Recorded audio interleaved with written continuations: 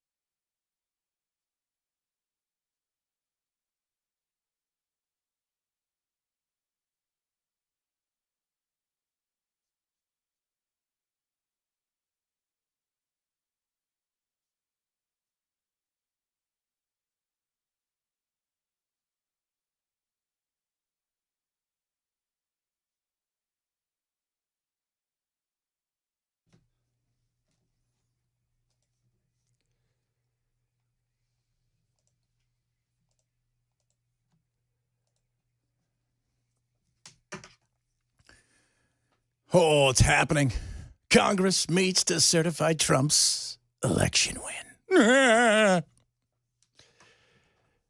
Oh, boy. Watching everybody freak out. January 6th, 4 years ago today. Dangerous. Death, destruction. You know, it was an insurrection. It wasn't an insurrection. Who decides to have an insurrection with no weapons? Like, how's that happen? All right, guys, we're going to storm the castle, but we're going to do it with hugs. See if this works. Everybody got a stick? Make sure you have your padded pillows and foam pads ready. That's right. You have your MyPillow. Let's go. So ridiculous. It is. And look, I'm the first one to tell you guys this. I think Trump really didn't do himself any favors. I think January 6th, it shouldn't have happened. People were idiots. And I'm not talking about the people that were in the back of the line kind of wandering through aimlessly. Not messing up the velvet rope. That's the other thing. Make sure you stay on the path. But, you know, just watching everybody freak out about it, I'm like, oh, God, you guys still talking? You have nothing else to talk about. This is why you lost. You've got nothing to talk about. This is why you failed, because you've got nothing to talk about. You're talking about the same thing over and over and over and over and over again. The president says there is a, quote, unrelenting effort that has been underway to rewrite, even erase the history of that day, to dismiss concerns about it as some kind of partisan obsession, to explain it away as a protest that just got out of hand. That is not what happened. He is urging Americans not to rewrite or forget the events of January 6th. I like how he talks about, like, they're obsessed. You guys are trying. You're the one who did the op-ed piece. You're the one. And there were idiots. Look, there were several people who thought they were doing something, who thought they were going to, I don't know, whatever they thought they were going to do. But the continual moving forward, and that's all they talk about. We can't give it up. Can't let it go. We must remember. Okay, that sounds great. Yeah, we must remember. But it's time to move on. One thing I've learned in my life is you cannot move forward while looking backwards. It doesn't work that way. It doesn't. You're going to fall. You're going to run into stuff. And that's the way this is going to happen. What about all those people, Chad? All those people that were there who got arrested, who were convicted? Of course, it was just 4 years ago that Donald Trump urged his own supporters to march to the Capitol on January 6th, pressuring his own Vice President Mike Pence to try to overturn the 2020 election that he lost. We were here reporting live. We saw hundreds of people storm the United States Capitol. More than 1,500 people have been criminally charged. Donald Trump has vowed to pardon many of them. Because many of them got stupid charges. It was ridiculous. Your life shouldn't be ruined for that. Now, you're an idiot, and you were in charge of your own self. But he did say march there quietly. It's the lead up to it. March there peacefully. It was the lead up, and he could have acted sooner. But there's nothing you can do about it. It's over now. It's done. It's dusted. And people are going to live off this. This is why they lost. And this is why they're going to continue to lose over and over again. When you continually do things where all you talk about is what happened in the past. You can't fix the past. You can't change it. You can only move forward. And you're not interested in any of that. That is easy to see. And neither is a vast majority of people on the left. Even this morning on The View. That's right, The View. Sonny Houston. I think we need to find moral clarity, in this country. And I just remember after January 6th, you had someone like Mitch McConnell placing the blame on January 6th where it belonged, squarely on Donald Trump's shoulders. Mm-hmm. And then you started seeing people backtrack that and losing their moral center. You had Condoleezza Rice, I believe, on this very show saying, we need to move on from January 6th. I say no. You don't move on because January 6th was an atrocity. It was one of the worst moments in American history. And when you think about the worst moments in American history, like World War II, things that happened, like the Holocaust, chattel slavery, we need to never forget because past becomes prologue if you forget any race. All right. Well, first of all, World War II, if I'm right, was a little bit longer than a moment. Secondly, Holocaust, no. I don't know how. Americans, you guys, with the things. It's insane. They live in this world, and they're going to continue to live there, and God bless them. You know what? If it makes you happy, then that's great. But I said this, and I'll continue to say this. Living rent-free in somebody's head like that is tremendous. Maybe some of you have an ex who they've lived rent-free in your head or vice versa, but that's what it is to like 150 million people. Just living rent-free, right in the dome. How's it going in there, Mason? Are we getting stuff running? Are we talking? They are starting those speeches right about now. Oh, okay. So Congress meeting right now, January 6th. So today, obviously, Kamala's going to oversee the whole thing, and she certifies it. It's now really, there is no doubt at this moment in time what this is. So, there were people, constitutional lawyers say that Pence could do this, and so-and-so could do that. Now, there's no doubt what this person could do, the vice president. You were there simply as a symbol. That's it. You have nothing else to do outside of that. You're a symbol. So who's talking? we get so many people I've never seen before. So the sergeant at arms and stuff like that?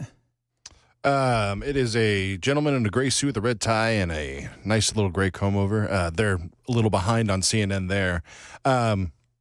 For some weird reason, they don't have names popping up on any of this. I know Klobuchar's talking right now. Yeah. So there we go. Well, there lies it. We'll keep you abreast of this. I don't think anything's going to happen. Listening to some people out there who keep thinking there's going to be some magical twist that they're going to come arrest Trump or something like that. That's not happening either, by the way. None of that's happening. So it's time to move on with everybody. Get on with your lives. And here it comes, 2 weeks from today. I'm interested in 2 weeks today. What does it look like when it comes to the security? Because after New Orleans, after all this stuff that has taken place and the fear and the worry, what does that look like on that day? Because it's always heightened. But you've had not one but two attempts at Trump's life. Now you've got a situation where we have seen terrorism, and we're probably recognizing that it's not if but when something is probably going to happen again. And you've had this incident in Las Vegas, and I think that incident, and we'll touch on it a little bit, is is a little bit different. You know, I heard everybody talking about the Sean Ryan thing. Everybody wants a conspiracy, man. If you live in a world of conspiracy where everything is a conspiracy, 24/7, doesn't matter what it is. It's snowing, it's a conspiracy. If it's hot, it's a conspiracy. You can't be helped. You're just going to live wherever you live and go ahead and do your thing. When it comes to this guy, there's definitely more to it, but sometimes it's a little Occam's razor, right? Like the shortest way is the way, right? Like it's a straight line. And this guy had a lot of problems. And as I was telling, you know, Chris, if you guys heard earlier,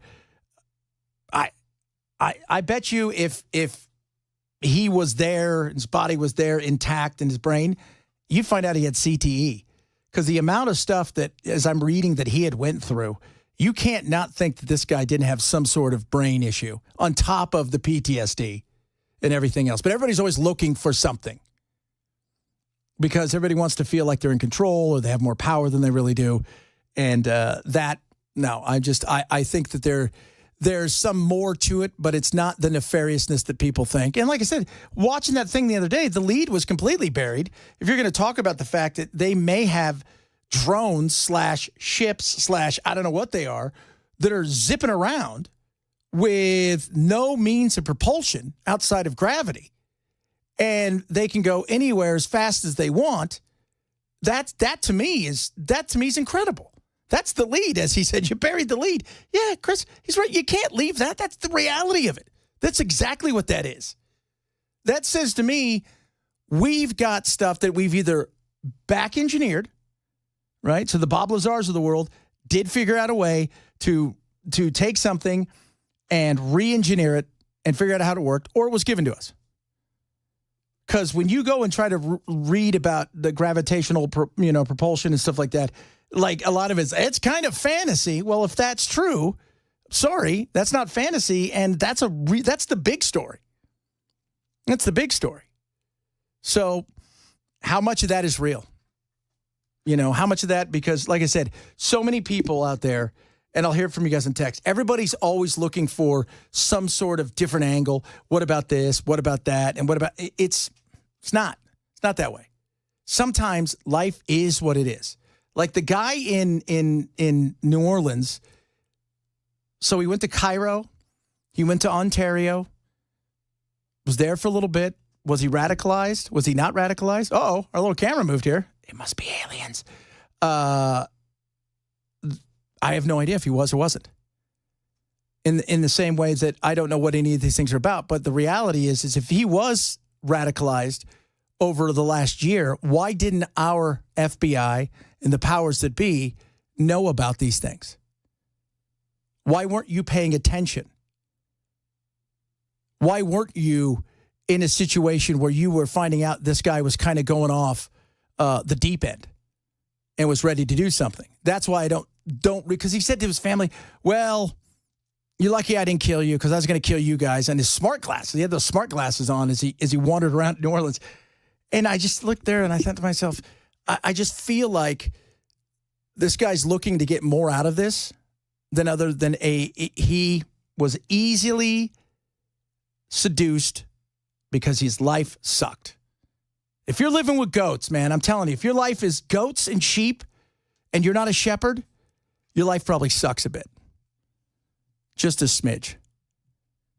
So we'll talk a lot about that today. And I really want to get into something that will affect us in ways. Because, a lot of this stuff, it kind of affects us, but not in the ways that we think. But the dock workers may be going on strike again. And that is not good. So if you guys don't know anything about the ports, our ports suck compared to the rest of the world. They are not good. And I recognize that some people out there are going to be like, I can't believe you talk about getting longshoremen jobs away and stuff like that. No, it's about efficiency. And much like what we saw with the actors and actresses who don't want AI and any kind of automation in the world, it's here. And it can make your life better. But we're not efficient. And imagine how much better things would run if we were more efficient, how much cheaper stuff would be. Because the one thing about our nation is we stopped being a nation of manufacturing. We are now a consumption nation. We want things cheap. And if they were to go on strike, what does that do? What does that do for Trump? That's going to be his first thing he really faces when he gets in, besides immigration, a few other things, is that we may have many of our ports shut completely down. And when you need stuff off a ship and you're a small company and you can't get it, what does that do? Because a lot of these big companies, you know what they do? They have their own ships, and they'll figure out a way to pay down the port and to get out and around there, or even go out to the ships in some areas and get their stuff.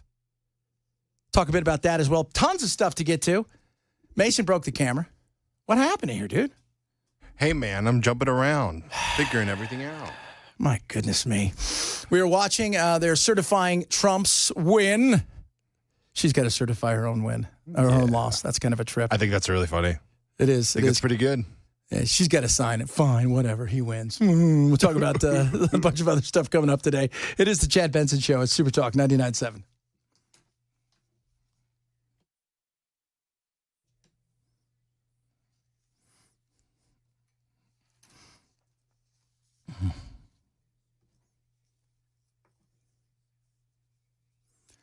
Raycon, best earbuds around. I wear my Raycons every single day. They're called the Everyday Earbuds, and they are awesome. Fit, second to none. Sound quality, second to none. And a price for premium audio that will not break the bank. Plus, one of the things that I try to tell people is you get this active noise cancellation. That is, like, normally you're spending huge money to get the noise cancellation where everything is quiet as can be. Not with these. Fit, feel, comfort. You got multi-connectivity, which is great. So you can connect to your phone and your laptop, two things at once. You got fast charging, 8 hours of talk time, 32 hours of battery life. Truly the best sound quality, the best fit around. They're called the Everyday Earbuds from Raycon. And right now, you have a 30-day happiness guarantee and 15% off. Go to buyraycon.com/Chad. That's buyraycon.com/Chad for the Everyday Earbuds from Raycon. Buyraycon.com/Chad.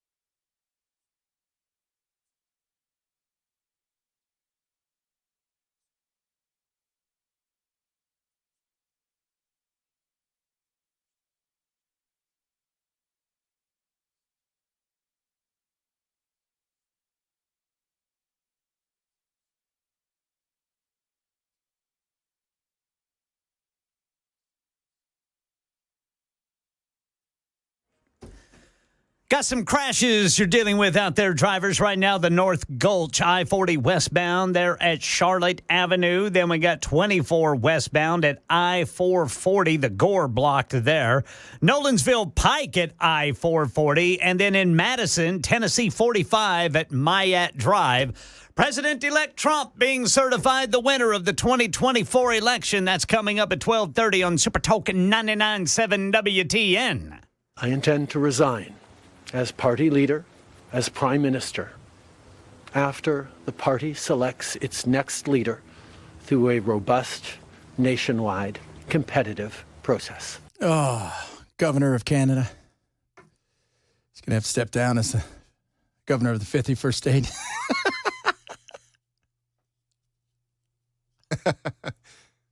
He's leaving on the job. He is. He's gone. He had some struggles. They've got inflation through the roof. He has overreached on numerous occasions. But it has to hit a critical mass. Anything has to hit a certain critical mass. And it can't just be the people on the right that are upset by some of the stuff. It had to get to the point where it was affecting everybody. Inflation, overtaxation, he'd been there too long. At some point in time, I mean, dude, it's time to go. And he was still there hanging on. And he finally lost the one guy last week who probably could have helped keep him around a little bit longer, but he's like, we just can't do this anymore. And so that's it. You're gone now. Now we'll see what takes place. But Canada is, look, there's no doubt that Trump played a somewhat of a role in this. I think people are frustrated by what they see in Canada, and they look over and they go, they got a guy that's doing something. And by the way, they got a guy that runs a Conservative Party who is very interesting. And he is, because we get this in democracies. We go from one sometimes extremes to another extreme. Everybody wants that balance. And unfortunately, it goes back to that critical mass. You got to get to a certain level where the people in the middle, who really are the deciders, will swing something. But there's no doubt that Trump, was living rent-free in his head as well. Trump has been goading Canada for some time. He certainly attacked the finance minister, the deputy prime minister, when she stepped aside, taking to social media to condemn her and saying essentially good riddance. But again, mocking Canada as the 51st state and Justin Trudeau as its governor. Yeah. The 51st state. It's brilliant. It was brilliant. But he did that to himself, though. Trump jokes with everybody. If you can't take it, I mean, that's a you problem. He jokes with every single person. He will poke at you. And remember, Trudeau went down to Mar-a-Lago. I don't know what he was hoping to do, but he's been around a while. We forget that, too. Even somebody who is good, who is qualified, who is doing a good job, even at some point in time, you've seen it in sports, right? You'll see guys who do a really, really good job, but eventually what happens?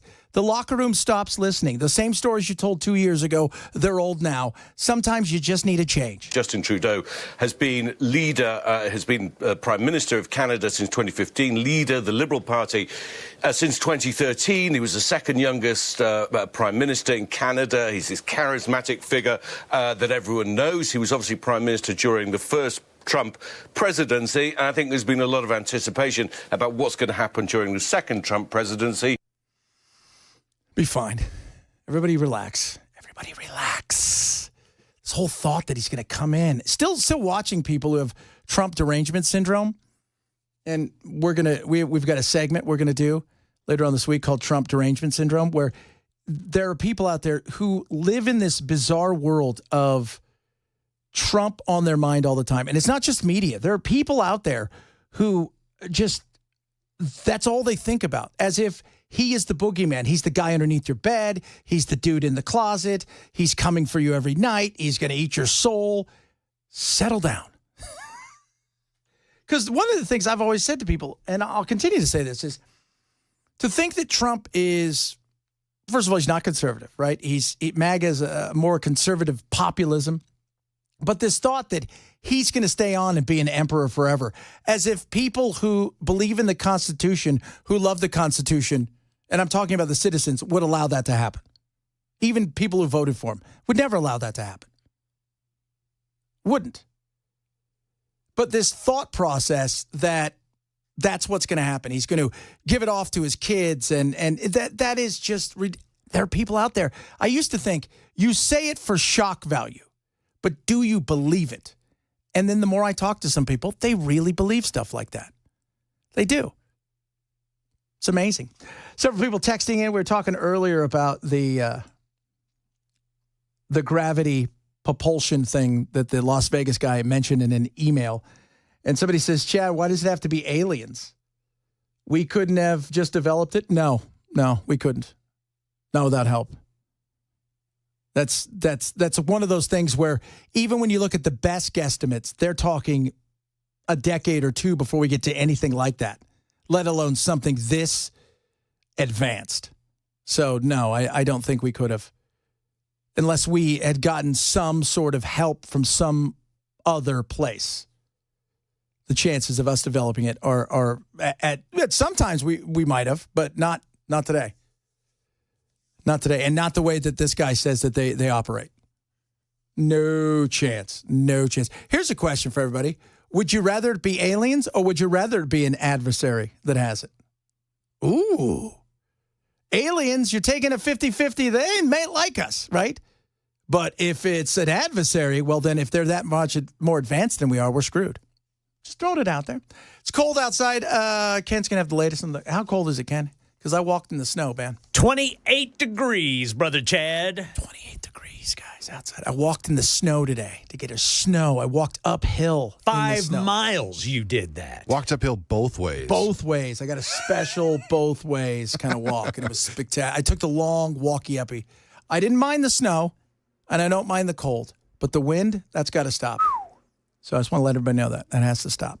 Okay? Coming up, we're going to talk a little bit about docks, the dock workers, the issue that may be coming, that may be Trump's first test to face if they don't figure something out. Talk about that, bunch of other stuff. It's Chad Benson Show, Super Talk 99.7.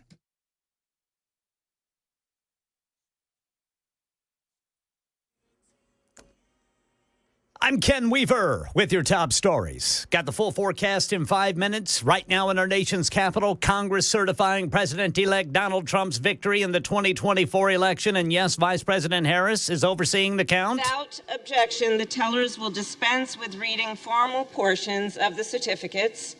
After ascertaining that the certificates are regular, in form, and authentic, the tellers will announce the votes cast by the electors for each state, beginning with Alabama. Justin Trudeau says he intends to step down as Liberal Party leader, then as Prime Minister after a new leader selected for his party. Here's Ian Pannell. He has signified his intent to step down as leader of the Liberal Party and thus Prime Minister, but only once the process has been gotten through to select a replacement. That will still leave him in place to deal with Trump. Remember, Trump has threatened to impose 25% tariffs on trade against not just Canada, but also Mexico if both countries don't deal with problems of migration. Here in Nashville, Fox 17 says people in East Nashville still on edge after about 65 car burglaries over the past week involving thieves smashing out the windows. I've just been like, hopefully it doesn't happen to me. It's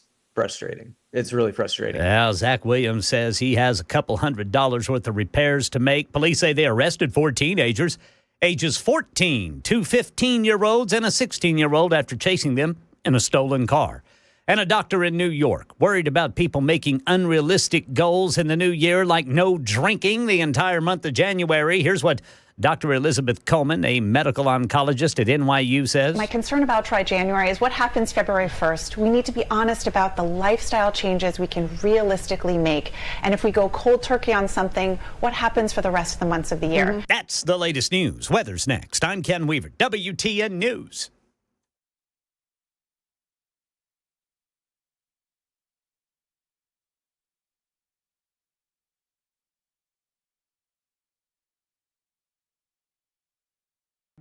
Hey, what's up, guys? It's Matt Murphy in the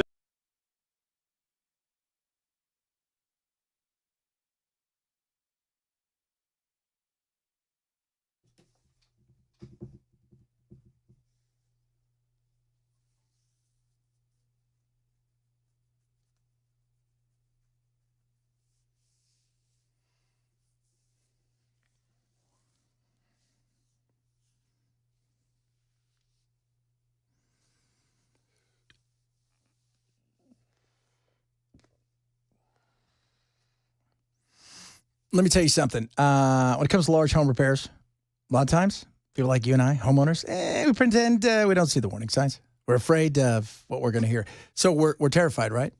You're like, what? What do you mean? Yeah, that's why you need to call United Structural Systems. They're going to make everything easy for you. Maybe you got issues with your foundation, waterproofing. I mean, we know what a nightmare that can be. They have over 30,000 satisfied residential customers. That's huge. Think about that, 30,000. Why is that important? Because you know they're around.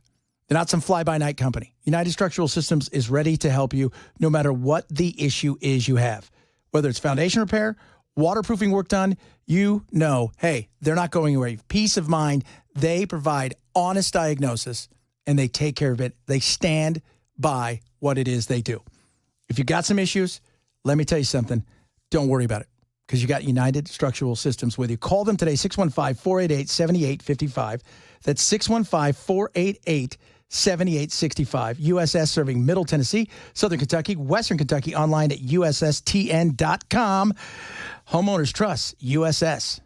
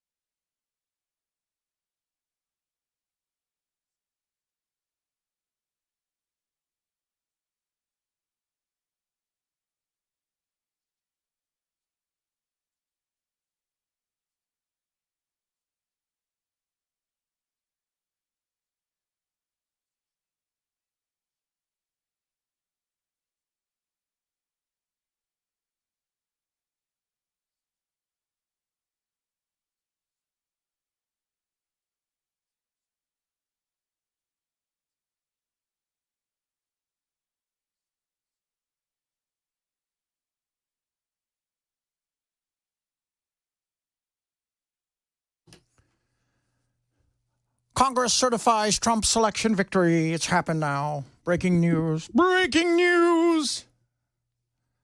Does everybody feel better? All right, we're all good. I think so. As long as nothing changes, nothing's going to change. No, nothing's going to change. It's We're over. fine. It's done with. We can all move on with our life. But We're it's good. big deal. It's not. They all look at them all playing, shaking hands. Hey, look at me. It's all good. What do you think of that? Woo! Great, great, great, great, great. Fantastic. Yeah, from this point of view up top, it looks like a swarm of confused ants trying to find over one little piece of sugar. That's it. They're all shaking J.D. Vance's hand. How cool is this? How cool is this? You're going to be vice president. You're better than us now. I still think my favorite thing you said off air was, isn't it funny that Kamala has to announce her own loss in front of all these people? But she did it. Like, hey, more power to her. And by the way, that's the beauty of our system. When I remind everybody is the beauty of our system is it worked last time as well. When people say, oh, it doesn't work, it does. It does. There are so many checks and balances. That's the beauty of our system. And it worked with Mike Pence. It worked. So there you go. Now, Trump will be coming into office in 2 weeks, by the way. Those of you not keeping score, 2 weeks from today. I am still curious about what that looks like. What kind of how far back are people going to have to be? What does that look like? Because, it's normally a crazy, chaotic day. It's a celebratory thing. It's this passing of the torch. It's all of the things, especially when a new president's coming in. I don't know what it looks like because of all the stuff and the uptick in the worry that's going on out there and the fact that there's been not one but two assassination attempts on him. What does that look like? I don't know. But when he gets in, he's going to have to deal with a lot of things. And everybody, immigration, obviously being a big one, the tariff issue, the battle that are going on nationwide and worldwide when it comes to not only with companies, but with other countries. He's got to deal with all of these things, the potential for terrorism being huge, Ukraine war, Israel, all the things that are happening there, just to name a few. And then, of course, the economy. Well, one of the big things about the economy is it's about, as we figured out through COVID, anyone? The supply chain is a big deal. It's a huge deal. And we got through Christmas, but we forgot, right? Up until, a couple months before Christmas, there was an issue at the docks. And if you don't know what the ports can do and the docks, those guys and gals, mostly guys, can make your life a living hell. And can slow things up and or stop things and cause issues when it comes to our supply chain. Well, that last little contract they got was a temporary fix. It was not the fix. Fate of U.S. supply chains hangs in the balance to kick off 2025. Contract talks restart Tuesday for the International Longshoremen's Association, which represents dock workers up and down the East Coast, and the United States Maritime Alliance, repping their employers. If the two sides don't come to terms by January 15th, more than 45,000 dock workers could hit the picket line again. The talks are months in the making after the two sides ended a short-lived 3-day strike back in October. At the time, the longshore workers agreed to a 62% pay raise over the next 6 years. The wage issue is resolved for the time being, which means automation will be the focus of these discussions. And that's what matters. Automation, AI, all of those things, they're not going anywhere. Or it's not. I mean, as much as we would like to think that these things are going to go away and we're going to still be able to, you got to, it's like a train coming, right? Your choice is you can get on the train or you can get run over. That's it. And are there going to be some things that are painful for some? Yes. But the opportunities, I'm here to tell you, are huge. The opportunities in this are massive when it comes to AI and automation and using it the right way. Doesn't mean that people are going to be happy about it. No. Look, I work in an industry, we all work in an industry where automation has devastated, I'll be honest with you, this industry. My national show, I'll tell you this, I'm on 100 stations nationwide. You know what's not on 100 stations? A bunch of other people. That's it. For years, it has been this way. Automation has changed a lot of things. And so has AI and a bunch of other things that are available to us technology-wise. But part of that is our fault. It's like when we were talking about earlier, the consumption. We're a consumer-based country. Right? We want you to stock them deep and sell them cheap. I want to be able to go buy 25 hangers for a nickel. Right? Like we don't want to spend, like American-made sounds great, but how much is it? Well, the docks are one of those things where we're not efficient. We are, and we're not just kind of not efficient. We're completely inefficient compared to the rest of the world. And the union has a stranglehold down there. And if you see this coming, I get why you're trying to fight for your job. It's understandable. But that being said, at some point in time, we as consumers have to look and go, okay, inefficiency is one thing. You don't fire everybody, but maybe you just don't hire anymore. And these things move in a much different way. And if it helps with the efficiency, which brings down prices, I'm all for that. Yeah, I think that the dilemma that we have is that the longshoremen, they've always been a strong union. And so they realize that if you automate, you're going to take away their jobs. Longshore workers have called for a total ban on automation. The issue is so contentious, the ILA reportedly walked out of negotiations back in November because the Maritime Alliance was, quote, pushing automation and semi-automation language in its master contract proposals that will eliminate ILA jobs. They want to go automation. They want more money now. Get rid of these men. We don't need them no more. It's a big change going on. I've been fighting automation for years. They destroyed LA. They put a fully automated terminal at the Maersk line. 800 longshoremen lost their jobs. If it was up to them, they would like to see everybody lose their jobs. I don't think that's true. But yeah, could you see a lot of them lose their jobs? Yeah, it sucks, right? But at the same time, what about efficiency? Here's the thing I hear. I don't want to see them lose their jobs. Well, I don't think anybody wants to see anybody lose their jobs. That being said, you guys aren't efficient. Compared to the rest of the world, you're not. You slow down, you fall behind. Here's the thing with humans. We want days off. We whine. We get sick. Some days we feel like working really hard. Some days we don't feel like working really hard. We got problems. We don't always. And that's every human being. It is. I mean, it's why Mason's here, not Bell. Oh, wait, no, Bell had the day off anyways. But still, you guys go and go on. I mean, that's the reality of it. And then you put in the fact that we're not proficient like certain things. I look at this and I think, man, you're standing in you're the person in the horse and the buggy screaming as the combustible engine flies by you, saying, let's not get rid of the horse and buggy. Despite these concerns, employers have promised no jobs would be cut due to automation. This is kind of the conundrum that we're in. Ideally, we should be automating to streamline operations, to be able to move things in and out. But unfortunately, automation does come at a price from a job standpoint. And there will be less jobs on the ports if you automate. And so this is kind of the sticking point. The union has found an ally in President-elect Donald Trump, who met with leadership in December and shared his pro-labor views. I've studied automation and know just about everything there is to know about it, Trump wrote on Truth Social in December. The amount of money saved is nowhere near the distress, hurt, and harm it causes for American workers, in this case, our longshoremen. I got a couple buddies who are longshoremen because I was born and raised right there in L.A., Long Beach area. My buddy works on those big giant cranes, so he's what they call a pilot that takes the giant things off the ships, so he takes the big cargo things off of them. And, man, his life is wonderful. Makes like $300,000 a year. And it's just, it's great. It's union, the whole 9 yards. And that's fantastic. That being said, do you like efficiency? I'm a guy that likes to move forward. And I don't want to see people lose their jobs. That's the last thing I want. But I also understand if I'm a business, every business owner wants your business to be efficient. And they're not efficient comparatively to the rest of the globe. Supply chain expert Patrick Penfield told us in September the U.S. is woefully behind when it comes to automating its ports. And global rankings have the busiest U.S. ports ranked near the bottom of the pack when it comes to efficiency.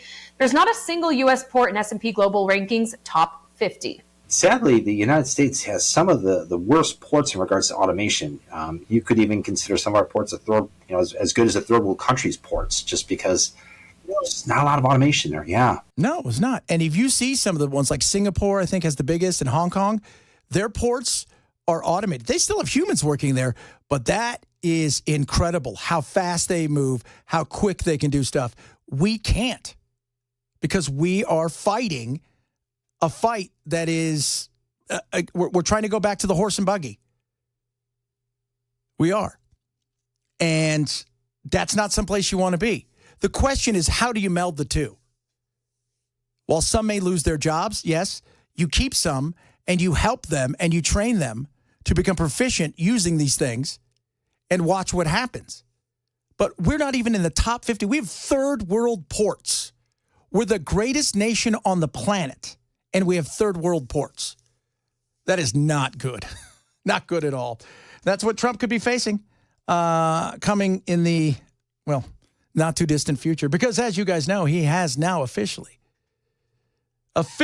he hasn't taken the oath. That happens in 2 weeks, but he's officially now got through the dreaded January 6th. They have certified the election today. Congratulations, President-elect Trump. Soon to be President Trump again.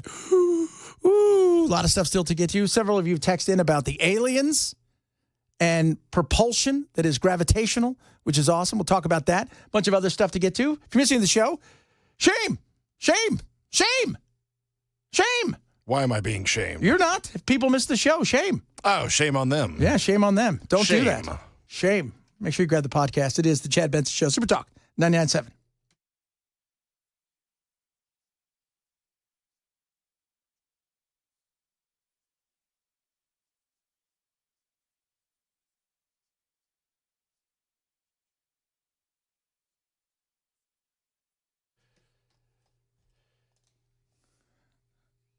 Not shaming you, Mason. Shaming the people that don't pay attention the way they should. Birch gold. What is gold? Why do we need gold? Inflation is why.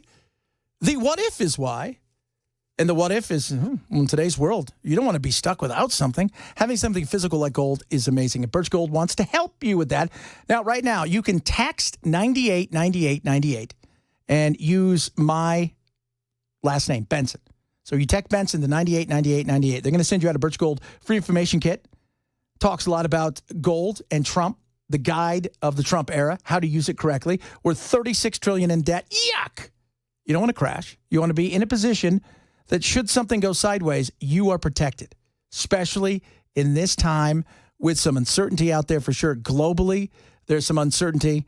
And here at home, while it's great that Trump's back, but the reality is there's still some uncertainty. So put yourself in a position to protect yourself as a just in case. Get yourself this free gold kit. It is simple and easiest. If you've ever been curious about gold, maybe you've done it in the past, Birch does it right. Just text Benson to 989898 for a free information kit. No pressure, no commitments, nothing else. Just as simple. We're going to send you out the ultimate guide in gold to Trump era. Don't wait. Lasting peace of mind. Text Benson to 989898 today.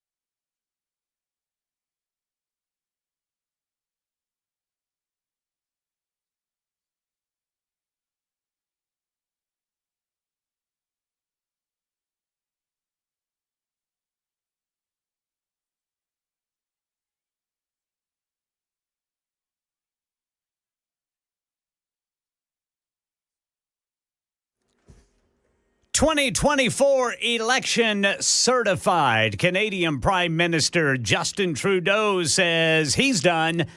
And it's January, a month where many Americans stopped drinking alcohol for a while on the heels of a report about its link to cancer.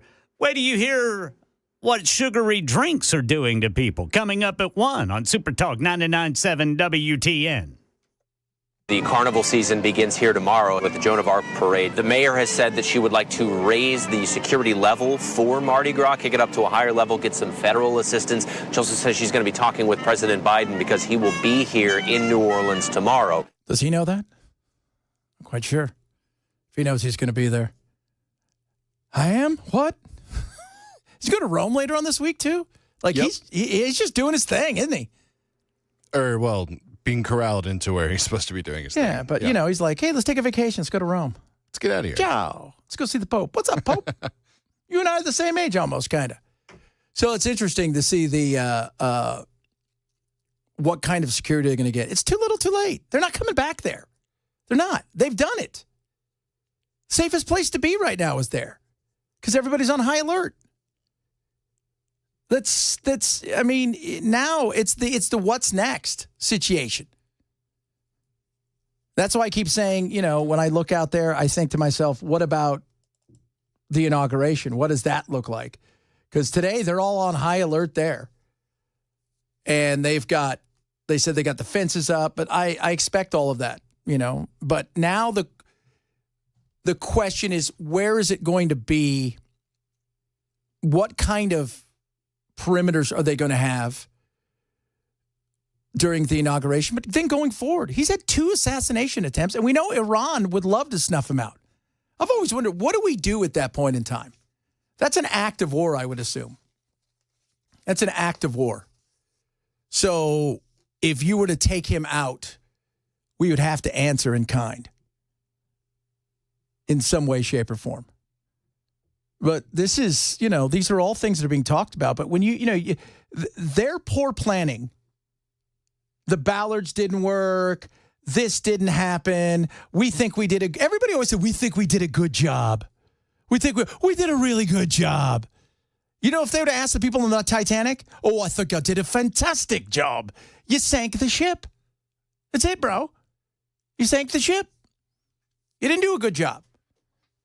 And the luck of it was, with this nut job, is the fact that in New Orleans, he attacked at 3:15 in the morning. Had it been 12:15, you could probably triple that death toll. Had he been competent with the bombs he made, who knows what it could have looked like. I mean, there by the grace of God. Fact is he was an idiot. And he wasn't he wasn't trained somewhere, right? Like he didn't train for years with the Mujahideen or doing any of that stuff. I mean, this was a guy he was an army guy, but let's not forget, he's in the army. He's in the army, but he was human resources. Like this guy wasn't a ranger. Like he wasn't jumping out of helicopters. And he puts himself in a position where he did this, but the security aside, a big reason that there wasn't more deaths, it was the time he chose. Because he went at 3:15 in the morning. If you know anything about New Orleans, first of all, you go and look, Bourbon Street and everything is so much smaller. Think about Broadway. It's like quarter the size of Broadway. It's so tiny. And if you've ever been there, it is tiny, like super small. And it's normally packed, especially during events at night after the bars are closed. But the bars have been closed for like an hour and a half. So there weren't a ton of people there. They had all kind of dispersed compared to what it would have been at 12:15. So that is why there wasn't that many deaths. Not because of your quick thinking. The balusters, we didn't put them up. And we've only tested them to like 5 miles an hour. Idiots. All of you. A lot of stuff still to get to next hour. Talk more about the alcohol thing, which I find interesting. It's like, they're like, don't drink alcohol, it'll cause cancer. Okay, I'm going to stop. Don't just stop, though. Okay, so ease into it. How are we doing this here? Talk a little bit about that. A bunch of other stuff to get to. If you missed any of the show, shame. we say. Mason says it, but not very well. Shame. Shame. That's all I got. There you go. A lot more stuff coming up. Super Talk 99.7.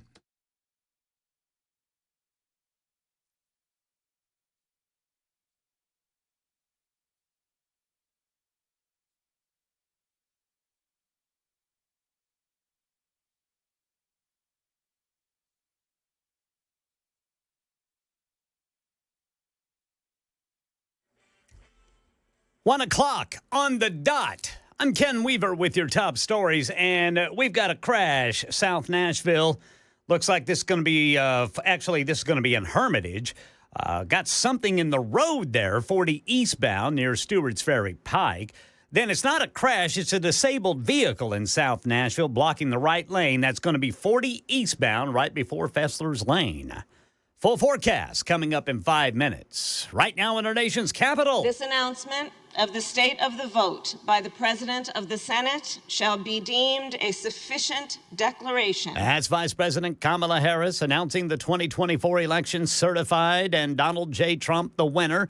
He'll take oath of office in 2 weeks. Canadian Prime Minister Justin Trudeau today announced plans to step down. Here's ABC News Chief Foreign Correspondent Ian Pannell. He has signified his intent to step down as leader of the Liberal Party and thus Prime Minister, but only once the process has been gotten through to select a replacement. That will still leave him in place to deal with Trump. Remember, Trump has threatened to impose 25% tariffs on trade against not just Canada, but also Mexico if both countries don't deal with problems of migration. Many Americans are calling it Dry January, where they stop drinking alcohol for a while, and it comes on the heels of an alert from the U.S. Surgeon General that alcohol is the third leading cause of preventable cancer. This is Dr. Elizabeth Coleman, a medical oncologist at NYU. We know that alcohol is toxic to normal healthy cells and can cause DNA damage. But with breast cancer specifically, it can also affect how our hormones behave. And in many instances, breast cancer is hormonally driven. Surgeon General Dr. Vivek Murthy saying alcohol is responsible for 100,000 cases of cancer a year in the U.S., 20,000 cancer deaths. He is calling for a warning label to be added to alcohol containers. Then there is this about sugary drinks. Sugary drinks were linked to 2.2 million new cases of type 2 diabetes worldwide and 1.2 million new cases of heart disease across the world in 2020. Those numbers represent nearly 10% of all diabetes cases and more than 3% of global heart disease. The study results published in the journal Nature found Mexico, Colombia, and South Africa saw the highest increases. That's Brian Clark. Here in Middle Tennessee, people still on edge, even though police say they arrested 4 teenagers believed responsible for a rash of smash-and-grab car burglaries last week. Maybe we should not live here. It feels like a violation of my privacy and just like our personal space. That woman in East Nashville talking to Fox 17, where police responded to at least 65 reports of vehicle windows being smashed out and rifled through. The suspects, a 14-year-old, 2 15-year-olds, and a 16-year-old. Police say they chased in a stolen vehicle. That's the latest news. Weather's next. I'm Ken Weaver, WTN News.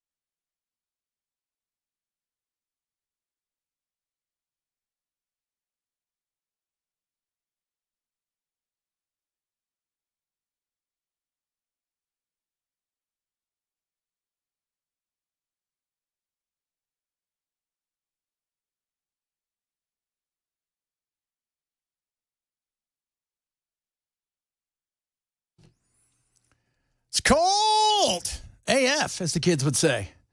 Can't give it to us straight, baby. All right. It is windy and 28 degrees. Yeah! Here in Music City. We got snow flurries still? Got some snow flurries out there, but they're not expected to do much. That's going to be moving on out today. A little lingering flurry here and there. But then looks like another system kicks back in Friday. So how long are we looking at this? What are you talking about? Like the chill, the cool. Oh, the chill. That's all week. Is it all week? That's all week, brother. We're talking about nighttime lows in the teens. My God. Vulgar. My dogs looked at me this morning, so I took my dogs out. I got tiny dogs. Yeah. They're not real dogs. That's what I tell everybody. Real dogs. They're glorified hamsters. Yeah, basically, right? My dog's got one. My wife's got one of those designer dogs that it's just like it's a foo-foo dog. Then my daughter, we went over to get, because my other dog, his best friend was a cat who passed away. So we went and got another little puppy like 3 years ago. Yeah. And my daughter was like 3 or 4. She just picked up this one dog and wouldn't let it go.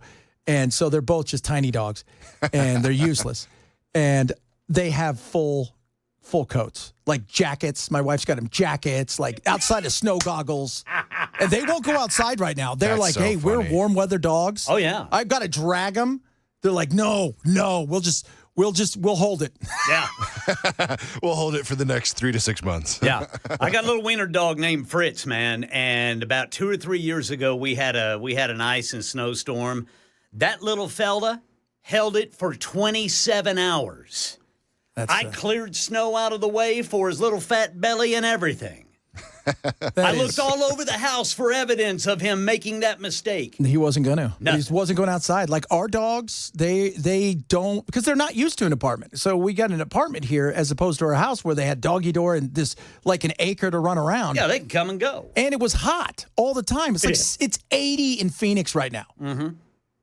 And my God, they looked at me like, dude, you guys could just leave me in the house. Why does the cat not have to go outside? We'll learn to poop in the box like he does. That's right. I mean, we already go in there and eat his snacks anyways. Stupid cat. Dogs are so dumb.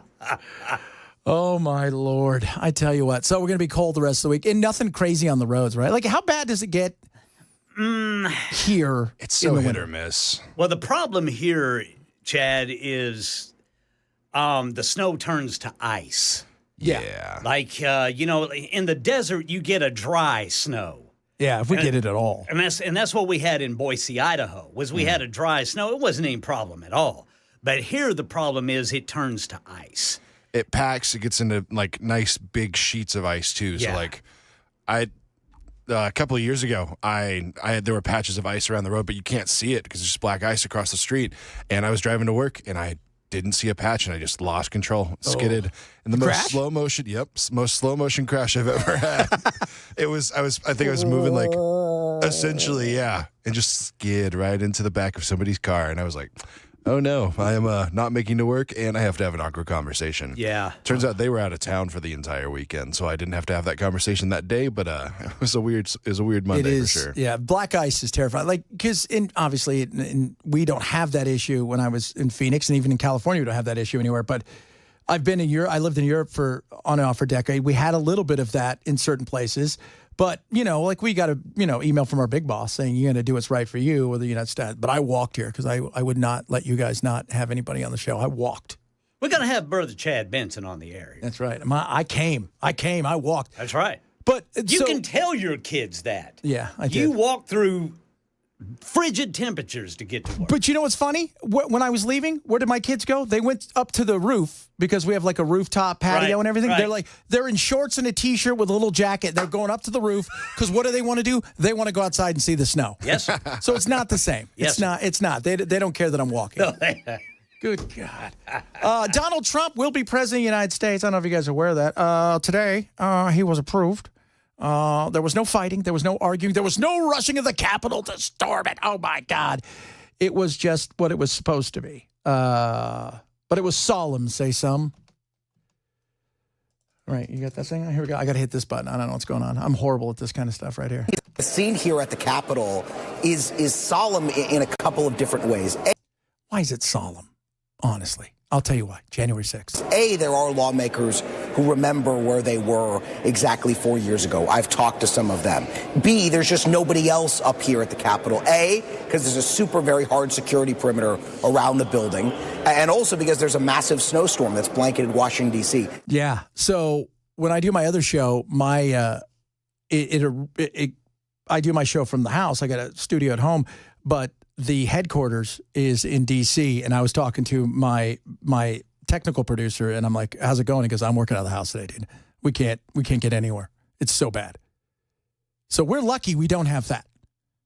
But it is not a solemn occasion. It's a solemn occasion. You know why? Because they want to make everything about January 6th. Oh, yeah. That's all they care about. It's January 6th, the deadliest day in human history.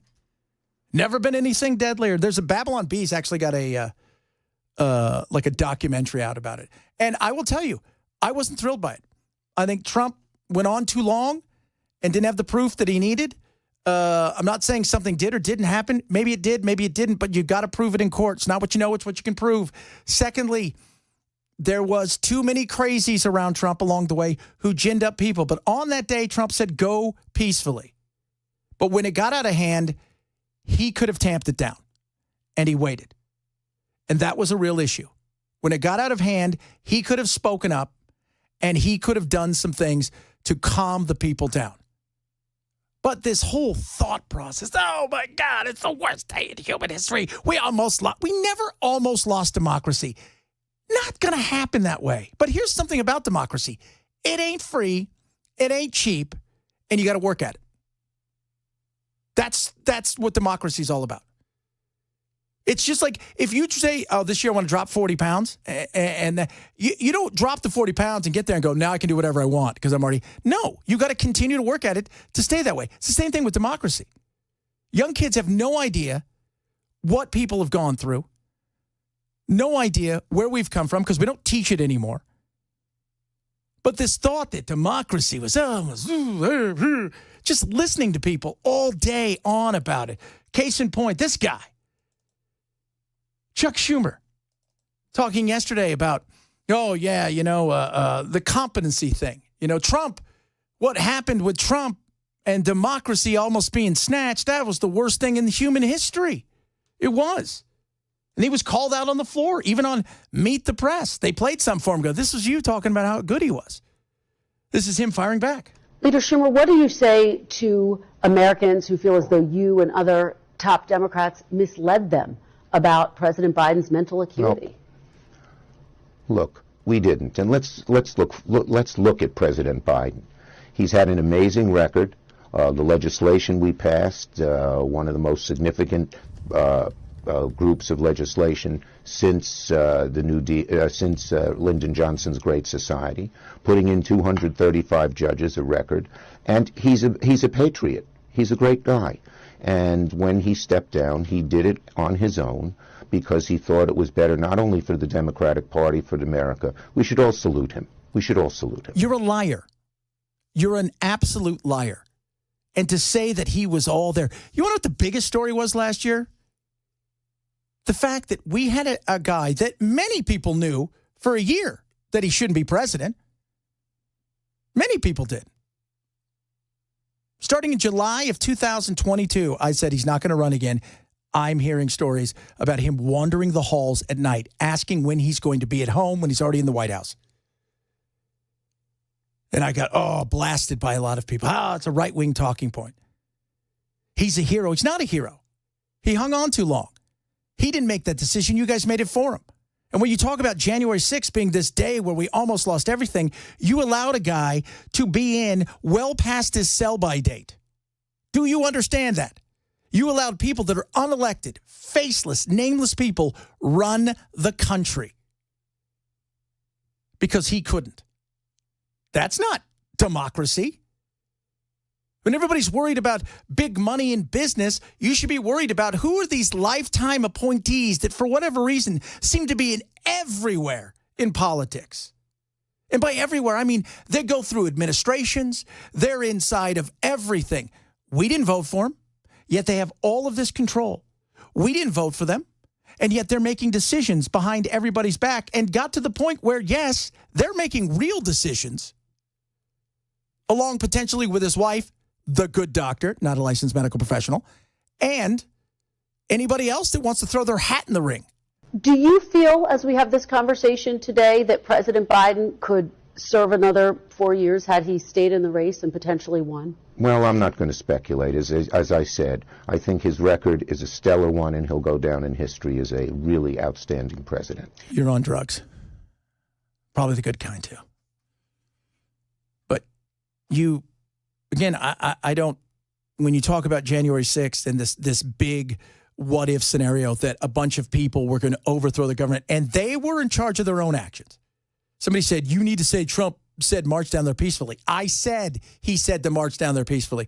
But he could have been a little bit more forceful about telling everybody to calm the blank down. But to think that there was somehow the United States government, the most powerful military in the world, was going to be overtaken by a bunch of people who were wandering around aimlessly. And oh, by the way, staying in the velvet rope lines. Because when you're going to storm the castle, you better make sure you stay in the proper area. It's nuts. Watch out. Here comes Delbert. He's overthrowing the country. He just got done at the Waffle House. Talking about revolutions. No. And let me tell you something. There were some wackadoos. I spoke to Jacob Chansley on several occasions. He is the QAnon shaman. He was also from Arizona. Arizona is like Florida of the West, right? Wacky, weird things come out of there. And the dude was a bit of a nut job. Okay. Was he harmless? He shouldn't have been there. You broke the law. You shouldn't have been there. Okay. Do I think you were part of an insurrection with that hat? He got to the podium. That means it's his. He's not a dog peeing on something. Well, it's his. He was the last one there. Good God. So no weapons. And that's all you guys are talking about. The minute January 6th was over, after a couple of days, I was like, all right, we're moving on with our lives. Because you can't change it. But they're living for it. See, that's just it. They live for this stuff. The left does. Is he going to pardon people? Donald Trump has always been tight-lipped about exactly how he would answer that question. But I can tell you, I've talked to January 6th defendants, some of whom are still in federal prison right now. I've talked to them on the phone saying that they are waiting for those pardons from Donald Trump, that they expect them. I think some people are going to get pardoned, and I think others aren't, because I do think there were some people there who, for whatever reason, got it in their mind that they were a part of something, that they were going to do something, that they were, that they've been activated. Well, those people, sorry. But to a vast majority, and I do mean a vast majority of people who wandered through the Capitol, who didn't fight with police. By the way, fighting with police anywhere is bad. Do I think that those people are going to get pardoned? I think some will. I think vast majority of them, a vast majority of people are going to get pardoned. And there are going to be a few that are going to be SOL, for lack of a better term. But the fact that they're just like, oh my God, he's going to pardon somebody. He's going to pardon. He's going to pardon. He's going to pardon. What is he going to do? He's going to pardon somebody. You overcharged, which is what they do. And now he's going to go and rectify some things. And we all move on with our lives. It was the day of infamy. Really? Really? Again, it wasn't a great day. You're not going to hear me say that. Wasn't. Could have done a lot more.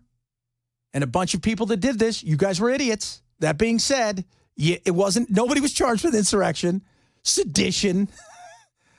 Nobody was charged. No, none of that. So settle it down. My name's Chad Benson. Hello, everybody. A lot of stuff still to get today. We're going to talk a little about that alcohol thing going on out there. Dry January. By the way, Friday is Quitter's Day, which is the day that most people quit their New Year's resolutions. I'm trying to keep strong. Trying to keep strong. That's all you can do. Fight the power or whatever. I don't know. Yeah, go. Fight something. That's it. This is Super Talk. Fight harder than Justin Trudeau. Fight, yeah. Of course, he quit today. Super Talk 99.7.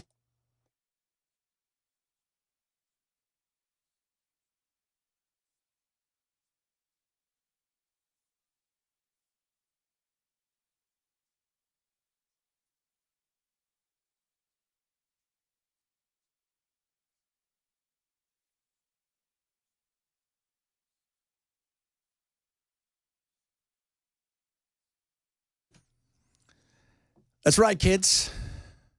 Super Talk's awesome. You know what else is awesome? 50 free bucks. My buddies over at Prize Picks. So playoffs here. Now, this is your chance. You don't want to miss out. Last few weeks, opportunity to win. And Prize Picks is ready for you this. You can win cash while watching the playoffs. And you can win up to 1,000 times your money. Now, I've been using Prize Picks for a while. I love it. You go on there. I do a lot of stuff with the Premier League, that's soccer, where you pick 2 or 3 people, or it's the beauty of this, where it's kind of like a parlay thing, where like, okay, is this person going to get this? Is this person going to get that? It's awesome. Now, are you ready for this? They're going to give you 50 free bucks. So simple. All you have to do is bet $5. That's it.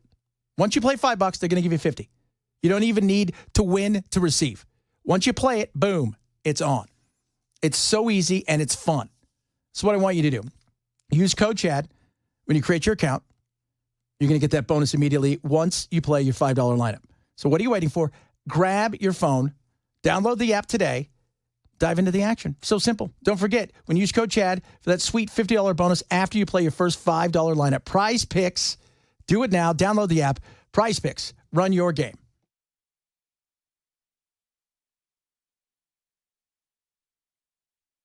The guaranteed offer is the easiest way to sell your home. It's really simple. We bring you an all-cash offer. You close in as little as 21 days. No home inspections, no lock boxes, no open houses. Go to markspain.com to get a guaranteed offer and start packing.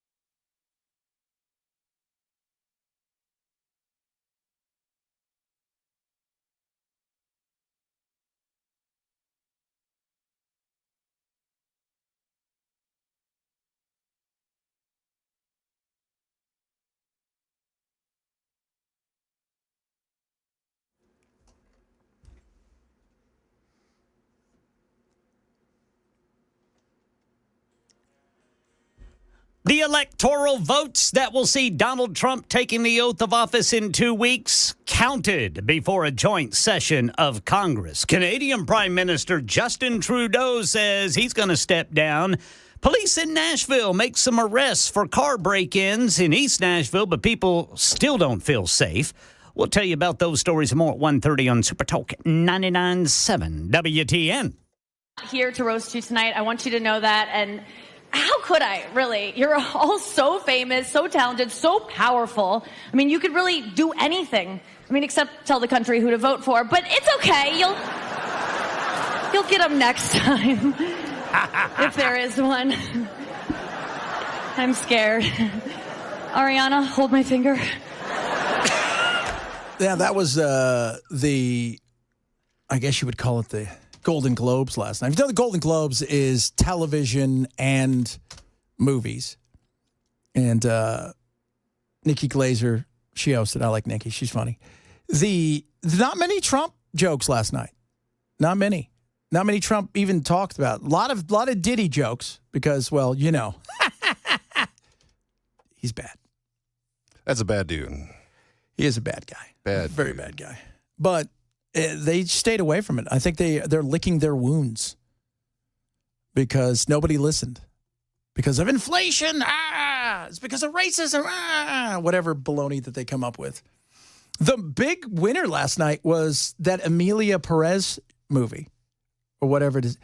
And we've talked. Now, do you guys know what it is? You guys know what this movie is? I have no idea, dude. No. This is the worst. Who greenlit this? I couldn't even tell you. But somebody did. Oh, boy. I think it was a French novel. And then they've moved it, and it's about a lady that is a Mexican woman, is an attorney. And she feels that she's unappreciated, blah, blah, blah, blah. And what ends up happening is she works with the cartels, and it is about the leader of one of the cartels. So think of El Chapo. It's a musical, by the way, too. So we're just getting into this. This is getting even better every day. He is trans. Okay. And wants to have surgery to live his best authentic life, and then goes off to Bangkok to have surgery to live his best life. Somebody's looked at that and thought, that's a movie. That is a great movie. Fantastic. That's what that movie, that won all the things last night. A movie that you and I and nobody would ever in the world see. It is so bad. You know, maybe we should remake The Lion King one more time. That's right. This is, it's a musical about a El Chapo-like dude who becomes his authentic self. And by the way, the person who was trans, who played the evil cartel boss, is also trans and won the award last night. So, because so brave. You know, it'd be brave to stand up there and go, that's insane. You're insane. All of you are insane. That's bravery. That's brave. And it's not like, okay, could you conceivably say if you were a big time killer / whatever, that maybe you would want to disguise yourself in such a way to try to live your life? That's fine. Living your best authentic. So you were running around with your wife, you were killing people, but your best authentic life is you want to be a housewife from Medellin. Yeah. Just put a wig on. Good God. So bizarre. Hollywood, this is why. Trump, nobody listens to you anymore. This is why Trump. Somebody gave a thumbs up like this movie. Somebody greenlit it and go, this is awesome. That movie was made for New York and Los Angeles. Yes. It was not made for anybody else. First of all, musicals are stupid. Can we just all agree? Yeah, I haven't even seen that Joker 2. I'm not even going to attempt it. Have you seen it, Mason? What a waste of time. Oh, when we come back, we're going to talk to Mason about his viewing of, was it Joker Foley or whatever it is? Folly? Yep.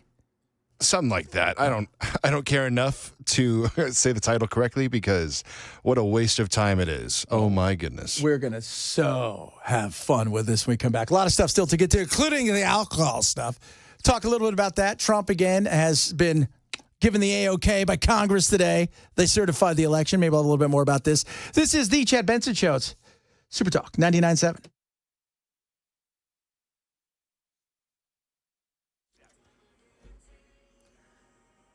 .1:30 on the dot. I'm Ken Weaver with your top stories. Got a disabled vehicle blocking the right lane, 40 eastbound, right before Fessler's Lane. Then in Hermitage, got something in the roadway, 40 eastbound near Stewart's Ferry Pike. Got full forecast coming up in 5 minutes. Well, in our nation's capital, the electoral votes that will see Donald Trump taking the oath of office in 2 weeks counted before a joint session of Congress this afternoon. The process had Vice President Harris overseeing the count, announcing that Trump received more than she did. Members of Congress, the certificates having been read, the tellers will ascertain and deliver the result to the President of the Senate. Canadian Prime Minister Justin Trudeau today announcing he plans to step down as the Liberal Party leader. Here's ABC News Chief Foreign Correspondent Ian Pannell. Justin Trudeau has been Prime Minister of Canada since 2015, leader of the Liberal Party since 2013. He was the second youngest Prime Minister in Canada. He's this charismatic figure that everyone knows. He was obviously Prime Minister during the first Trump presidency, and I think there's been a lot of anticipation about what's going to happen during the second Trump presidency. Here in Nashville, police have arrested some teenagers for car break-ins in East Nashville, but people still on edge. I've just been like, hopefully it doesn't happen to me. It's frustrating. It's really frustrating. Hell, it did happen to Zach Williams, who tells Fox 17 he's looking at about $200 worth of repairs. 4 teenagers, ages 14 to 15-year-olds and 16-year-old, were arrested in a stolen vehicle chased by police. And the suspect in the Walmart shooting in Lebanon Saturday night still at large. Police say he fired at least one shot at the store. Police locking it down, telling neighborhoods to shelter in place. This 30-year resident telling News 2. It used to be Lebanon was a small town, perfect place to raise your kids. Perfect. And now it's got where the crime is getting really bad. Police looking for a black man who was wearing a black jacket, gray sweatpants, and driving a green vehicle. That's the latest news. Weather's next. I'm Ken Weaver, WTN News.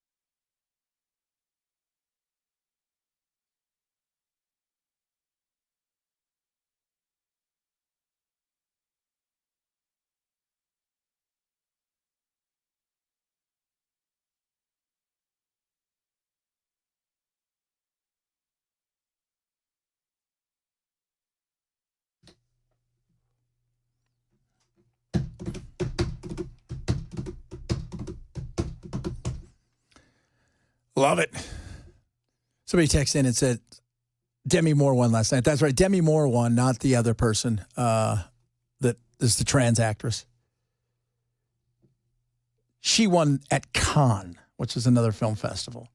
So before we were so rudely interrupted, our youngster in there, Mason, filling in for Bell today, doing double duty. You went and saw the absolute nightmare that was Joker 2 Folly or whatever it was. Yeah, oh my goodness. And not only that, I went and saw it on a day. So I was supposed to go to my cousin's wedding that day. Okay. So it's already been a rough day because Chattanooga traffic decided to be the absolute worst because we were driving down to Georgia, down towards Atlanta for his wedding. And traffic decided to be the most packed I think I've ever seen it in Chattanooga. We were at a standstill for 2.5 hours before we decided to turn around because we were just going to be late in general. So it was like, well, there's no point in sitting here waiting to get into Atlanta to go to this wedding. We'll turn around. And so we turned around, headed back home. And we're like, we have some free time now. What should we do? Let's go see Joker. I've heard good things. Maybe this will be a good movie. Maybe this will be fun. Did you see the first one? I did see the first one. Okay. I thought the first one was all right. I enjoyed the take on the story. I'm a big comic book fan of movies and of the books. And Nerd. games. I'll take that title with honor. So you went and saw the first one was good. The first one was, it was dark. Yeah. Right? Because that's what you do in Hollywood now.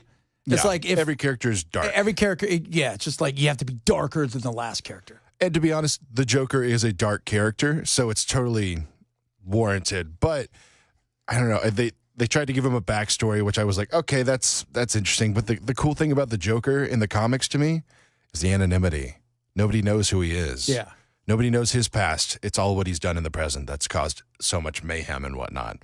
So I thought it was interesting them trying to give him a backstory, and I thought they had fun with it. And I was like, cool, that's a good one-off movie. Yeah. Now, do you remember the other comics where he sings? I don't remember any of those. No. Doesn't ring a bell. He doesn't break out in song and dance at any of the other comics? I would believe that he probably does, but it's a joke. It's a joke. It's a joke. So this one, though, had a lot of singing, right? Had a lot of singing. He starred with Lady Gaga was his partner in this movie. She played what was supposed to be Harley Quinn, I guess. And I will say both actors did great in what slop they were given to perform in. Yeah. The story was incoherent. It was just kind of all over the place trying to recreate what was the first movie by adding in the exact same song in different tempos in different parts of the movie. Oh, is that what they did? That's essentially what it was. Oh, wow. It felt weird. It felt thrown off. Nothing segued properly for each song. It felt kind of forced in there. I'm a big musical fan. There are ways I do like them. Oh, and man, we were getting along. Hey, Hamilton's good. I loved Wicked when it first came out. Did you see Wicked? The Lion King? I did see Wicked. Wicked, now that's a musical I recommend people should see in theaters. Mason was like all about that. And he's like, I saw Wicked. They're pretty good, man. Did you, so you saw Wicked. But see, the thing is, if you're going to Wicked, okay, it's a musical. I expect that. I know what to expect. If I went and saw like John Wick and halfway through, he breaks out into song and dance. Oh my goodness, no. Please don't. No, it's not. I mean, that's insane. So it's nuts. To each, because I've never been a big music. I just can't take musicals seriously. It's never been that. What's funny is I've seen many musicals on stage because where I lived in England, I lived with a bunch of people in our building that were all on the West End. So they were on, America's Saigon, Cats, all that. So that's cool. Miss Saigon. We went and saw everything. Hey, Chad, you should come watch. So, but I expected that. I don't expect that from, the Joker. And everybody I know that saw it said it was just so stupid. They had us, we saw it on opening, it was the opening weekend that was supposed to be happening. And so as we walked out of the theaters, they had people that were working there were like, hey, fill out a survey. What do you think about the movie? It was crap. And me, my two brothers, and the other two guys that were with us, all five of us were like, this is the lowest movie I've seen all year. And we tore it apart, essentially, in the little comments there. Wow. So then we'll be using you on the trailer. Yeah, that was probably the highlight of Mason says, worst movie ever made. An absolute disaster. Crazy. So I I just can't get into musicals. Never have been. I have, and I want to try. That's understandable. It's understandable. I mean, again, if it's supposed to be a musical, yeah. If my wife wants to go see it, I'm willing to suck it up because I love you, baby. I'll go see some. Unless she's not much of a musical person either. Yeah. You know, like, and I don't count. Like, I saw, obviously, like, I went and saw, the Queen movie. Mm-hmm. That's not a musical, though. It's not. It's a biop. Yeah. You know? See, again, you expect music to be in there, though, Yeah. because it's about a singer. But because that's what they did. Exactly. That's who they are. It's just historical stuff being played out. Yeah. It was such a great movie. I enjoyed it. Absolutely fantastic. Drinking. Of course, last week we found out cancer, big time, apparently with drinking. And now there's, worry about people who are doing, yes, kids, dry January. Abstaining from alcohol for a month seems like a good idea, but Dr. Elizabeth Coleman, a medical oncologist at NYU Langone Health, isn't convinced it's the best way to keep a check on your drinking. My concern about dry January is what happens February 1st. We need to be honest about the lifestyle changes we can realistically make. And if we go cold turkey on something, what happens for the rest of the months of the year? Because of its link to several types of cancer, the Surgeon General recently advised putting warning labels on alcohol. Dr. Coleman says even one drink a day can be harmful. Are people absolutely concerned about this, the dry January thing? Because you've got, like, every year, you got Movember, right? Like where the mustache, you've got all this stuff. And the dry January is interesting because people go cold turkey. Well, what about February 1st? Well, then people, I guess, get hammered. I don't know. I mean, the goal, I think, is to go, hey, you know what? After a month, I haven't drank. I've dropped like 10 pounds. I feel better. I got more money in my pocket. Got a lot of sleep. Maybe I can turn this into something and look at moderation. Yeah, it takes 30 days to begin a habit. Yeah. So maybe that's what people will be looking at. I don't know because I've never drank. That being said, I've lots of friends who do this because they think it's funny. They want to try it. And they all say the same thing, too. I've yet to have one person go, it was the worst month of my life. They all say, dude, I'm healthier. I feel better. You know what they all say, though? Man, I sweated out a lot of alcohol. Like, it always smelled like alcohol. That doesn't sound appealing to me at all. It doesn't. Either you're pickled or you're not. We've normalized drinking around social and cultural norms in our society.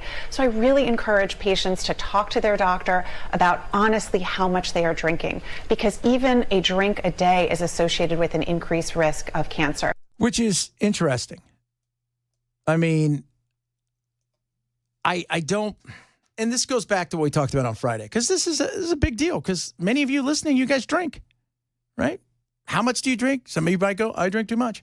Some of you, But when they talk about the cancer thing, it's not a study that is the way they test it. Everybody's different. Your genes are different. How you live your life outside of the drinking side of it is different. Did you smoke? Do you smoke now? Did you smoke in the past?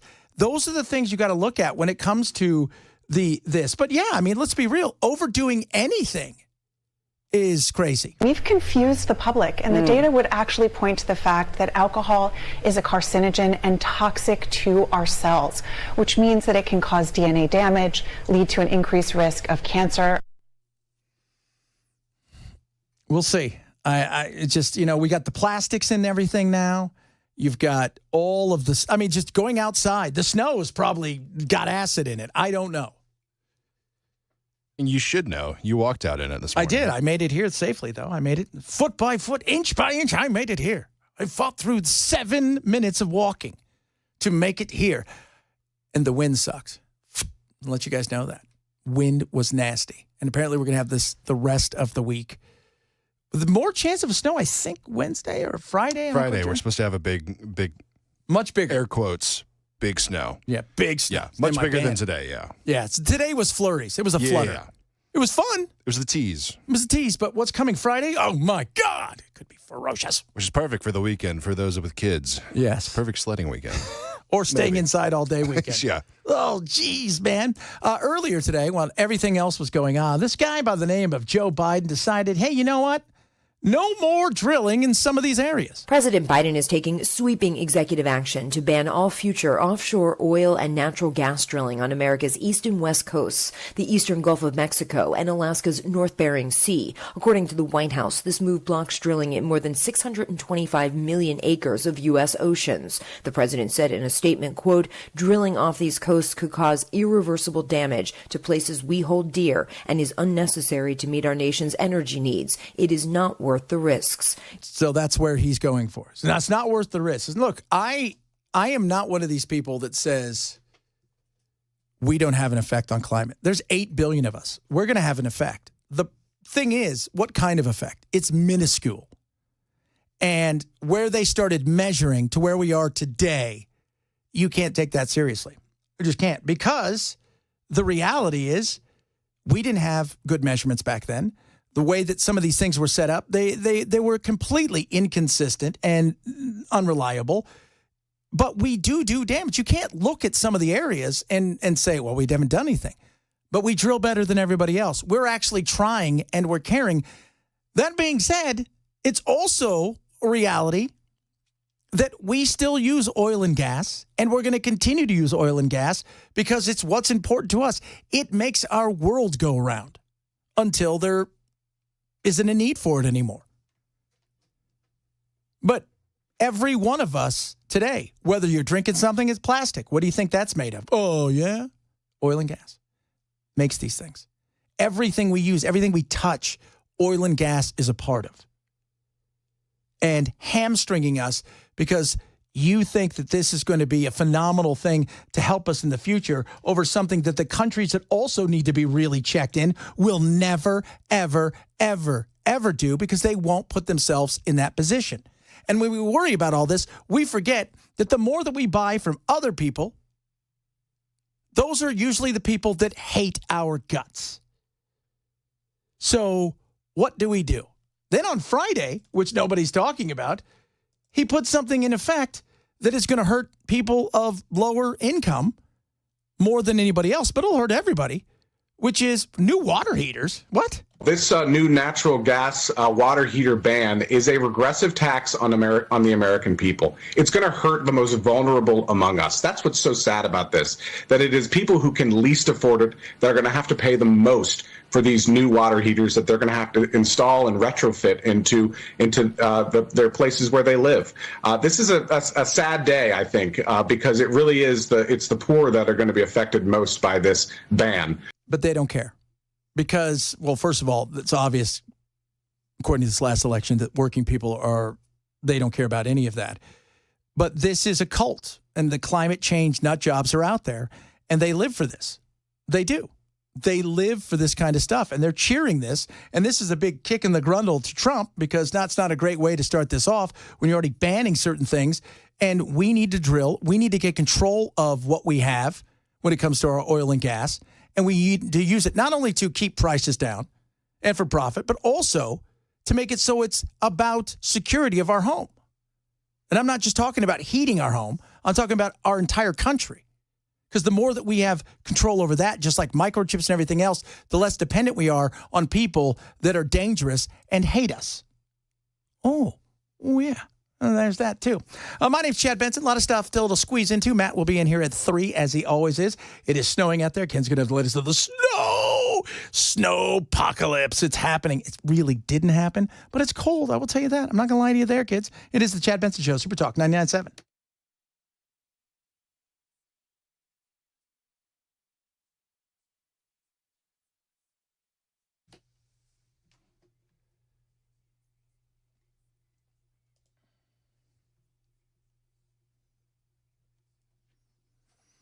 Rough Greens. It's got vitamins, minerals, probiotics, omega-3, 6, 9, all of this incredible stuff. Been talking about it for a while. What is Rough Greens, you ask yourself? It is a supplement. It's not dog food. It's not cat food. It is for your dog and cat. One's called Meow Greens. One's called Rough Greens. It's a powdered supplement. You sprinkle it on top of your animal's food, and voila! Your animal's food essentially comes alive. It's got all kinds of great nutrients in it, enzymes. It's awesome. It's going to help your cat. Maybe your cat, like our cat, some issues with their skin and fur. Watch what happens. Maybe your dog, a little long in the tooth, some issues with their maybe lethargy, aches and pains in their joints. You watch what happens. Now, they're going to send you a Jumpstart trial bag for free. All they ask you to do is cover the cost of shipping. It is so simple. When you get it, you don't have to change anything when it comes to your animal's food, whether it's your dog or cat. You don't have to buy them special food. You don't have to make them special things. Just sprinkle a scoop on top of their food and watch what happens. They're going to love the taste. You'll love what it does for them. Get your Jumpstart trial bag, a $20 value for free today. Go to ruffgreens.com/Chad. That's ruffgreens.com. Use my code Chad, and you'll get that Jumpstart trial bag for free. You cover the cost of shipping. ruffgreens.com, code Chad.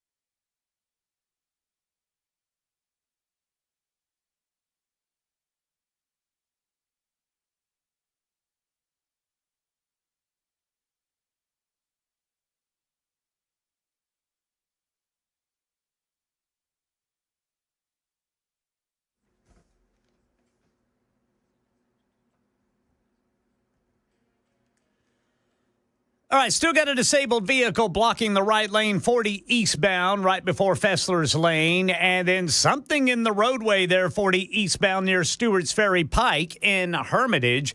The election certified. Justin Trudeau says he's out.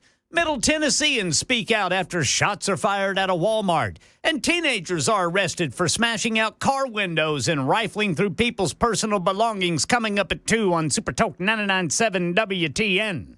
The FBI unveiling a detailed timeline of the New Year's attack in New Orleans. We have a clearer picture today than we did even 2 days ago. They say the suspect, 42-year-old Army veteran Shamsuddin Jabbar, drove to Louisiana from Texas, arriving in the city around 10 p.m. New Year's Eve. Just after midnight at 12:15, investigators say he set a fire inside a house he rented in the city and headed for the French Quarter.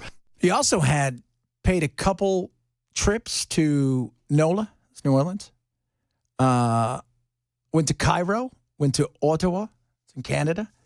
Was he radicalized there earlier? I don't know. I mean, it's definitely, again, he's more of a mystery than the other guy. And I know a lot of people are talking about, the Sean Ryan thing. That guy had so many issues. Both of these guys had issues, by the way. Both of these guys. This guy was easy pickings for somebody. I said last week, if the Christians would have got to him first, instead of running people over, he'd been in the airport asking for $1, right? But because he was looking for something. He was desperate. His life sucked. 3 marriages failed, lost the custody of his kids, couldn't see his kids, living with, goats and sheep, which, by the way, is not very Muslim, by the way, just to let you know. I don't think they're a big fan of that. And he radicalized a year ago, and our military, our any of our agencies knew nothing about it. I mean, that's, and including all the people that were close to him knew nothing about it, but saw a change in him. And it could have been a lot worse. Thank God it wasn't. Investigators revealing Jabbar traveled to New Orleans twice in the months before the attack. He also traveled to Egypt and Ontario, Canada in 2023. Authorities now investigating whether those trips could be related to his radicalization. Sources telling ABC News Jabbar recorded several videos while en route to Louisiana in which he claimed he joined ISIS and told his family he also contemplated harming them, saying, "I don't want you to think I spared you willingly." Yeah, said this is about fighting the non-believers. You're like, okay. And I go back to instructed and inspired are two different things. Because apparently one of the things it talked about is he was inspired by something that happened a few days before in New Zealand. That's what he decided to run people over. But that's been going on for quite a while. That's nothing new. And he is dead, thank God. And he's an idiot on top of that.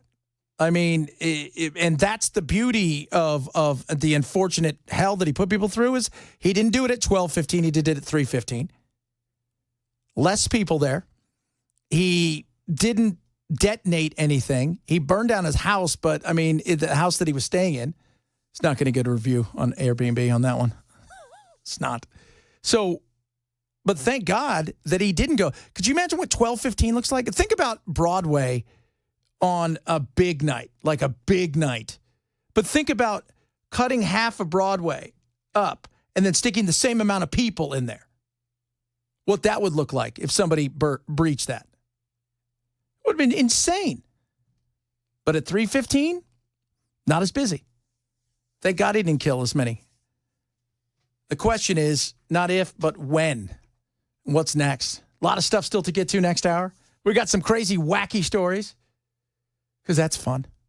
Some of your text messages as well. Feel free to text the program. I'll get back to you as much as I possibly can. And, of course, Matt up at 3, as he always is. This is the Chad Benson Show. Super Talk 99.7.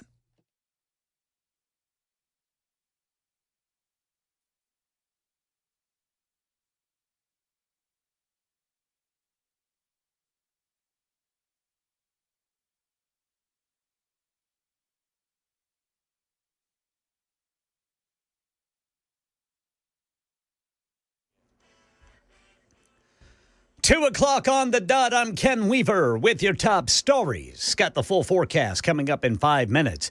In our nation's capital, the electoral votes that will see Donald Trump taking the oath of office in 2 weeks counted before a joint session of Congress this afternoon. It had Vice President Harris overseeing the count. The purpose of the joint Senate having been concluded pursuant to Senate Concurrent Resolution Number 2, the 119th Congress, the chair declares this joint session dissolved. Thank you. Here's ABC News national correspondent Stephen Portnoy. Members of both parties gave Kamala Harris a standing ovation as she became the first vice president to announce her own top-of-the-ticket defeat since Al Gore's loss 24 years ago. It was the same duty that then Vice President Mike Pence steadfastly performed after rioters were finally cleared from the Capitol in 2021. Vice President-elect J.D. Vance was on hand in the House chamber to watch today's tallying. He received several slaps on the back from fellow Republicans 2 weeks before his swearing in. In Canada today, Prime Minister Justin Trudeau announced plans to step down as the Liberal Party leader, then as Prime Minister after a new leader is selected for his party. Making his remarks from Rideau Cottage in Ottawa. Here's ABC News Chief Foreign Correspondent Ian Pannell. We had this significant resignation of the Deputy Prime Minister in December last year, which was pretty much a damning indictment of Trudeau. His personal opinion, poll ratings, according to polls conducted in Canada, as well as the ratings of the Liberal Party that runs this ruling coalition in an election year, elections are due to be held by September, are historically low. So there's been huge amounts of pressure on Trudeau. Here in Middle Tennessee, police say the shot fired at the Walmart in Lebanon Saturday was between a suspect and another person. Isolated incident. Still, they had to lock down the store, tell the neighborhood around it to shelter in place. No arrest yet. 33-year-old Lebanon resident Elizabeth Brown telling News 2 it's something she never thought could happen. She now carries a taser. My daughters come here, and they're young mothers, and one of them has 4, and one of them has 2 children, so that concerns me a lot. Most of the time, they're by themselves. Some of the 65 victims of vehicle smash and grab burglaries in East Nashville over the past week telling Channel 4 they're fed up. Maybe we should not live here. It feels like a violation of my privacy and just like our personal space. Police say they arrested 4 teenagers after a pursuit of a stolen vehicle. They think these kids may be responsible for at least some of the burglaries, smashing out vehicle windows, rifling through the vehicles. A 14-year-old, 2 15-year-olds, and a 16-year-old arrested. That's the latest news. Weather is next. I'm Ken Weaver, WTN News. The guaranteed offer is the easiest way to sell your home. It's really simple. We bring you an all-cash offer. You close in as little as 21 days. No home inspections, no lock boxes, no open houses. Go to markspain.com to get a guaranteed offer and start packing.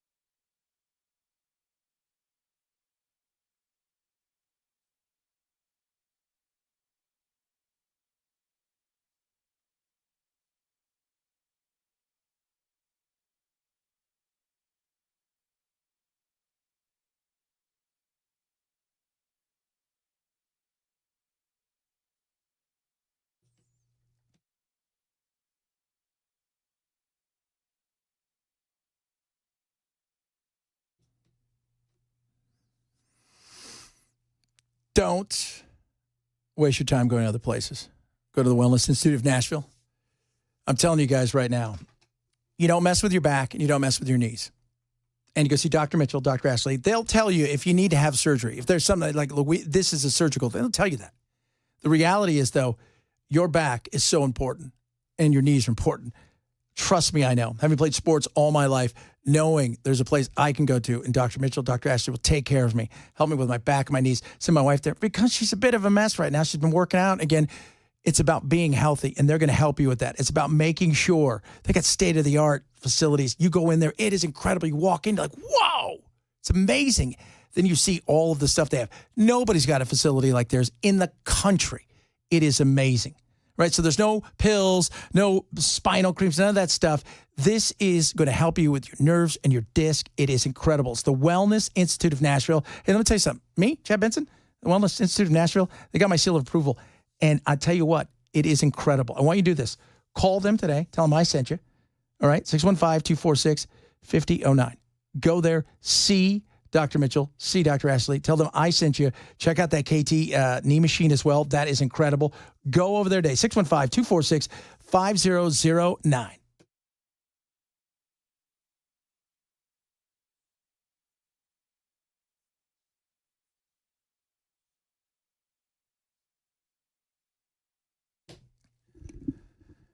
Trump has been certified. He's signed, sealed, and delivered. Wah! The left loses their mind. Of all days, January 6th, the darkest, deepest, scariest day in history. Still living in that dream, the left is, which makes me laugh because there's no reason to. It's over. It's done with, right? Democracy didn't die. It was a black eye. It wasn't a great situation. It wasn't. Could have been handled a lot better. I think we can all agree on that.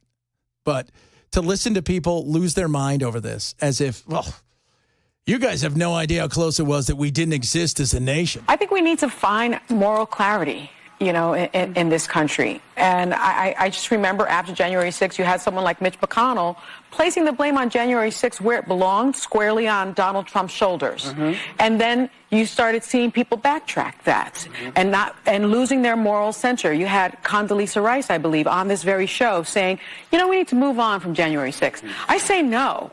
You don't move on because January 6th was an atrocity. It was one of the worst moments in American history.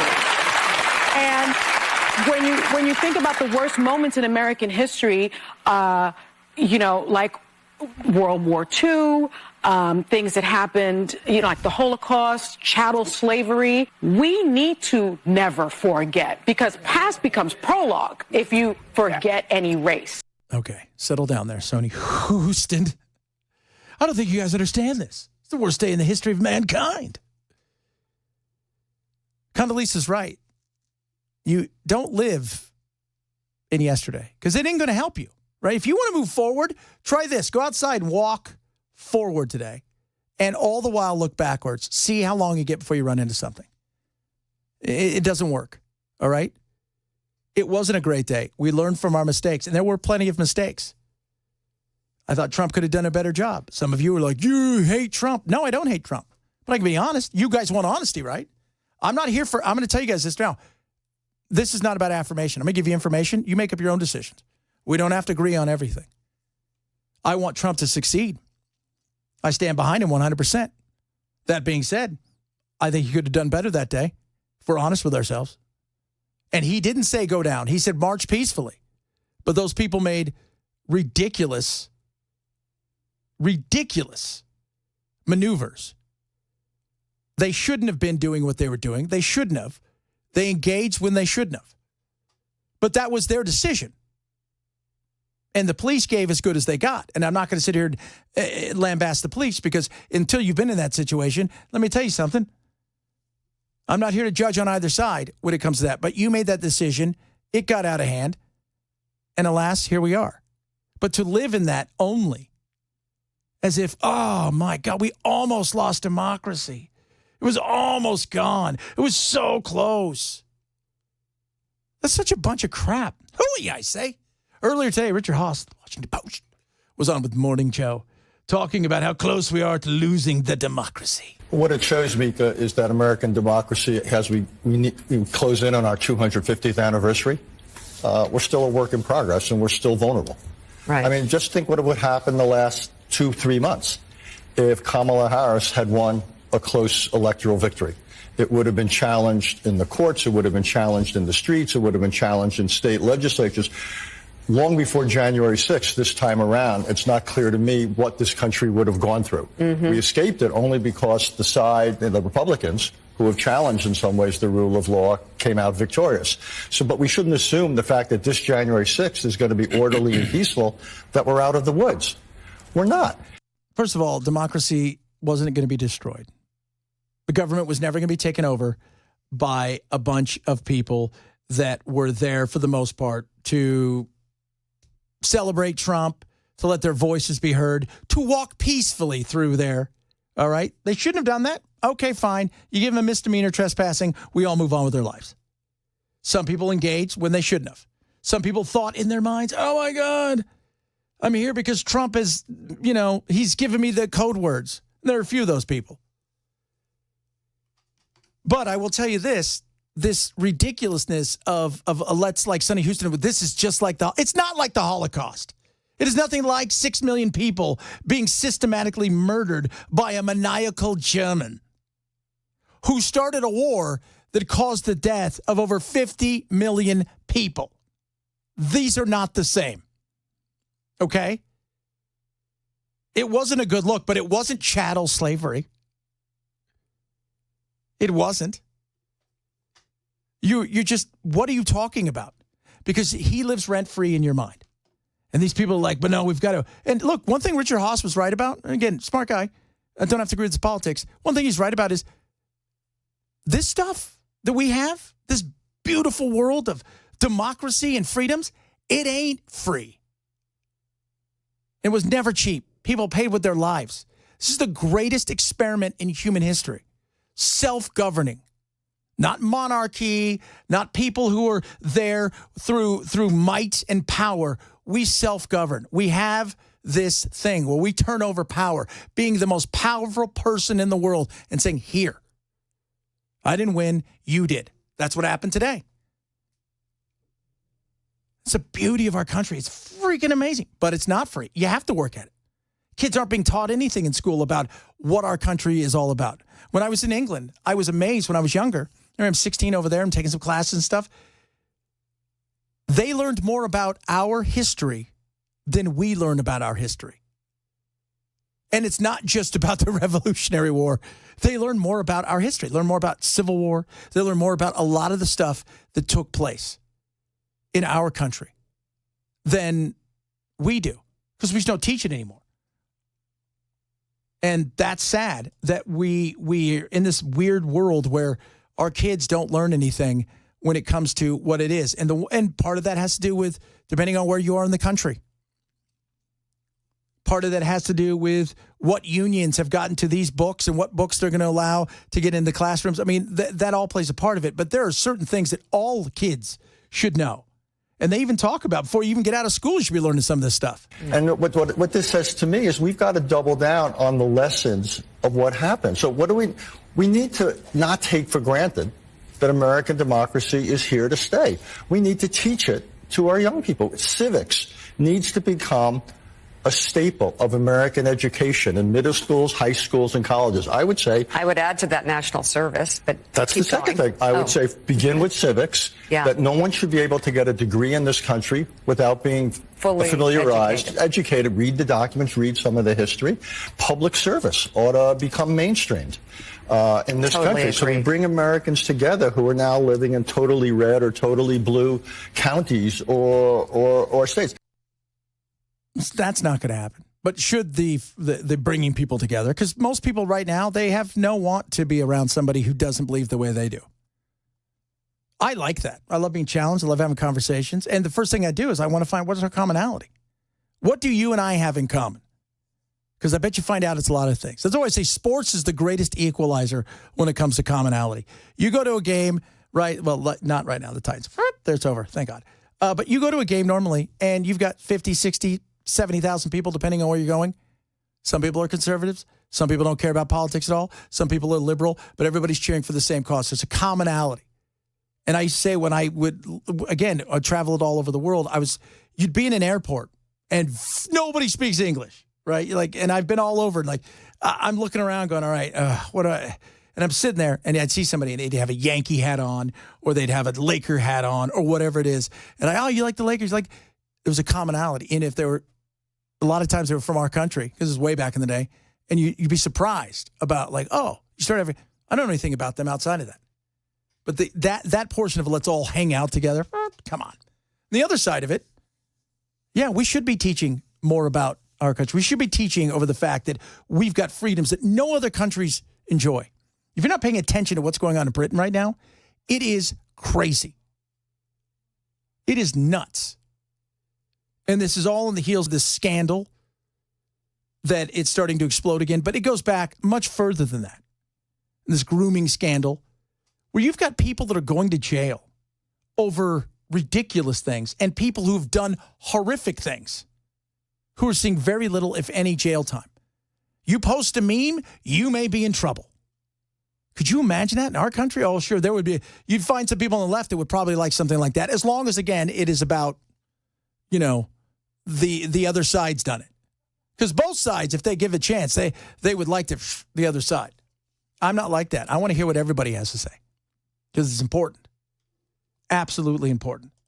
John Meacham. This is not just a way to hammer away at Donald Trump. To remember what happened on January 6th is an act of remembrance in the purest form. And remembrance in the traditions, Joe, that you and I and so many other people came from, remembrance is not nostalgia. It's an act of agency. You remember things that you either want to emulate or you want to avoid. And we want to avoid ever again having American democracy on the knife's edge. Was never on the knife's edge. I never once, when I saw what was going on, thought that it was on the knife's edge. I never thought, oh, tomorrow we're going to wake up, it's in a dictatorship. Because a bunch of people with no weapons stormed the Capitol. Did you ever think that? Honestly, no. Now, the left, there's a lot of people out there that still believe that it's over. Now that Trump's won, it's over and done with. They're never going to see any kind of democracy again, and that eventually he's going to install himself as a king and never leave, which is a bunch of BS, because even many of you listening right now who love Trump would never want that because you believe in our Constitution and wouldn't allow that. And by the way, Trump doesn't want that either. Look, 8 years of that job seems right about enough. I think 6 years is really about enough, but 8 years of that gig is enough. But there's this remembrance, this solemn day, this day of remembrance. And what do exactly remember? It was awful. Are you going out and remembering all the people whose places burned down during the summer of protest and love? No. Do we remember 1992 and the riots in Los Angeles? Does anybody remember that? No, you don't remember that. Don't tell me take your hat off and put it over your heart to remember the burning down of many things and the looting of stuff. No, you don't remember that. Everybody's got their biases when it comes to remembrance, but come on, for God's sakes, get over yourself, you nut jobs. Oh, my Lord. Follow us at Chad Benson Show. That is my Twitter and my Instagram. And all the other things as well. Got the Facebook and a bunch of other stuff as well. It's listening. Some of you are chiming in. What did Trump do wrong? Look, Trump could have spoke sooner. He could have. I know you don't. You guys think, look, he played his part in it. Not the riot, but the lead up to it, as did several other people. One of which is the fact that he surrounded himself with people that were never ready for prime time, who weren't interested in anything outside of themselves, that he should never surround himself in, that gave people false hope. That was a bunch of bunk. But do I think that Trump was responsible for people in their own actions? No, that's a them thing, right? Like today, he could order one of you to go do something. Are you going to go do it because he tells you to? No. You make your own decisions in life, as you should. So, but I want him to succeed. And I think he's going to. But I think he's got, these first 100 days or so, there's going to be some bumps in the road. There's no doubt about that. The Biden administration is not making it easy, especially after coming out today with some of the stuff they're doing with drilling, which is just insane. So there's a lot to it. But I want him to succeed big time because I know he's got a limited time to get this thing right. Because if he can't get it flowing the way he needs to, remember, there's a midterm. And the last thing he wants with a slim margin in the House and a not great margin in the Senate with the fact that they've got to defend more in this upcoming election, the Republicans, you want to make sure you've got this thing locked down so you can really strengthen what you have and grow those leads in the House and the Senate. Otherwise, it's a tough thing. He knows that better than anybody. My name's Chad Benson. A lot of stuff still to get to. This is Super Talk 99.7.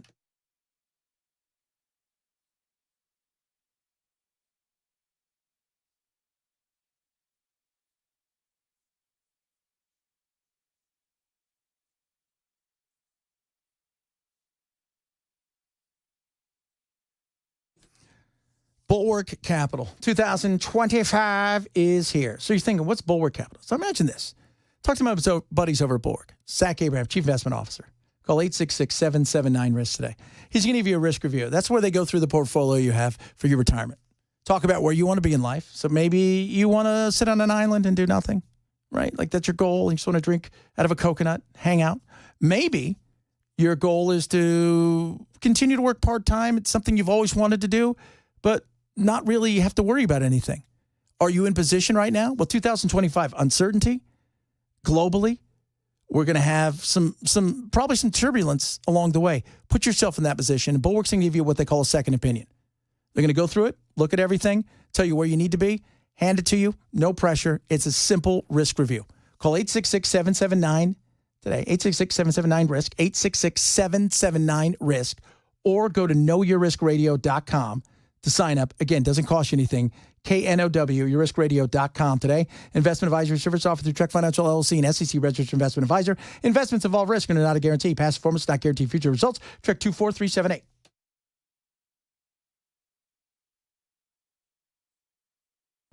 Hey, what's up, guys? It's Matt Murphy in the middle of downtown Franklin, Tennessee. We've talked so much about Savory Spice. I thought, why not show you the place? So let's go on in and see what's popping at Savory Spice. As I've always said, you will smell the spices even before you walk in. I can smell them right here in the doorway. Come on in, and let's introduce you to the one and only Holly, who is the owner and proprietor of Savory Spice. Say hey, Holly. Hello, everyone. Now, enough about Holly. Let's talk about spicy and easy products like the incredible taco soup, which, as I said, you put this in a crock pot, you put all the ingredients that it tells you to buy right there, you put the spices in, and it's so easy. So if you don't know what you're doing around the kitchen, it's a perfect way to find your way around the kitchen, as is the Mediterranean dill risotto. Now, for the holidays, pumpkin pie spice. What doesn't it have, Holly? Pumpkin. Doesn't have any pumpkin in it. That's a fun fact for all of you kids out there. Now, if you stop by Savory Spice, either in the Franklin location or at L&L Market, you can get yourself a sample of the dill dip, which is my absolute favorite. Just tell them Matt Murphy sent you to Savory Spice with purchase now. So come by Franklin or L&L Market in Nashville and come see Holly and the entire crew at Savory Spice.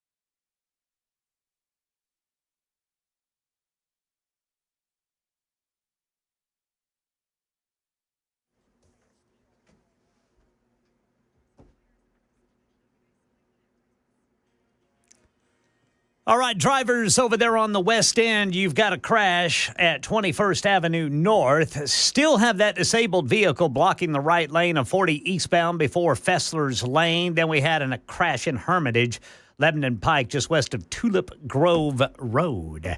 Kamala Harris announcing Trump had more votes than she did, coming up at 2:30 on Super Talk 99.7 WTN. Ukrainian forces suddenly on the offensive once again inside Russia. Ukrainian tanks seen advancing into the Russian border region of Kursk, filmed from a Russian drone closing in. Russian state media showing Russian troops directing fire onto Ukrainian columns as they attack. 1,000 a day is what they're losing, both sides. And Zelensky's like, I think we need to end this thing very much so, and it's over, and we have to. And there's a reason that he went after it over the weekend. It's simple. They know what's coming. His people are tired. They're exhausted. And Putin's people are exhausted. He's running out of other people's soldiers. Right? Like, once you start running out of other people's money, how about other people's soldiers? You're at the point now where, what do you do? Well, now it's a game of musical chairs. And where you get to when the music stops, that's yours. Ukraine's move comes as it tries to strengthen its hand for expected peace negotiations once President-elect Donald Trump enters office, just over 2 weeks from today. It's still unclear how significant this offensive is, but it appears that Ukraine may be trying to shore up its hold on Russian territory in order to use it as a bargaining chip in any talks after President Trump's inauguration. And that's what it's all about, right there. It's after. And that goes with what's happening in Israel. Although I think that's going to be different because Israel, let me tell you something, Hamas is strengthening themselves. They've got some more fighters, and it's already a hot mess over there. So getting them to come to the table right now at this point in time, I'm not quite sure that Hamas is wanting to do that. And on the other side of it, I'm not sure Israel's ready to give up the ghost. They need their people back. They need every single person back, whether they're dead or alive. They want to know where they are, and they want them back. So this isn't going to be tougher. And yet, for all of what's going on in the Middle East, Ukraine and Russia, that battle is horrific. I mean, the North Koreans are just getting absolutely obliterated. You're going up there, and you know that the minute you get up there, you're on borrowed time. Like, you're going, and maybe it lasts a day or two. It's an old school, gnarly kind of battle. And if you've ever seen or read anything about the Battle of Stalingrad, they didn't have enough rifles for everybody. So you would follow somebody until they got killed. Once they fell, you picked up the rifle and you keep charging. Then they kill you and the person behind you picks up the rifle. Like, that's the kind of thing these guys are going through. They got nothing and they're getting obliterated. And yeah, I think it's going to get worse before it gets better. But once Trump's in there, that's it. He knows he's not getting any. But by the way, and he's not going to get money. Remember who got the money. We sell them stuff that we produce, and then we build better stuff for us. We finance our own self and allow them to go use our older stuff. That's a lot of what goes on. We call Raytheon or whoever, Halliburton, hey, swipe the credit card again, and it's jobs. And then they send stuff over there. Our companies, they make money, right? Who are spending huge amounts of money to lobby. So, lo and behold, what do they get? They get our old stuff. And then we're like, we need new stuff. So then there's new contracts. It is a full circle, giant, huge money grab. And that's a lot of what you're seeing. Did they get some money? Yes. But not like everybody seems to think that we're just sending them billions of dollars like cash. That's not happening. We handed unlimited credit cards to many of our big companies. We told them to swipe it and send stuff. And then when we're out, we're like, we should build new stuff. Oh, well, we can build you new stuff. We got some stuff. And then lo and behold, they build new stuff. That's how the industrial complex works. It's scary, but the reality is, look, I like the fact that we are super safe in this country. I think all of us do. But being super safe, not just when it comes to our politics and our democracy, but our protection, it's expensive because we're paying big rates. We're not getting it for cost, right? We're paying full retail plus 10%. Ooh. Matt will be here in a little while. Talk a little bit to him about what's going on in his world, what he's going to talk about. I have no idea. I saw him walking around, had a red cap on. Look at him. Probably he didn't have to walk in, though. I bet you he drove in today. He's still freezing. Is he? He's a chilly guy. Yeah, he's a warm weather cat. I think so. Yeah. I'm fine with the cold. I'm okay with it. I had to walk in today. I braved it, and I will do it again to go home because that's who I am. Champion. Champion indeed. It's Chad Benson Show, Super Talk 99.7.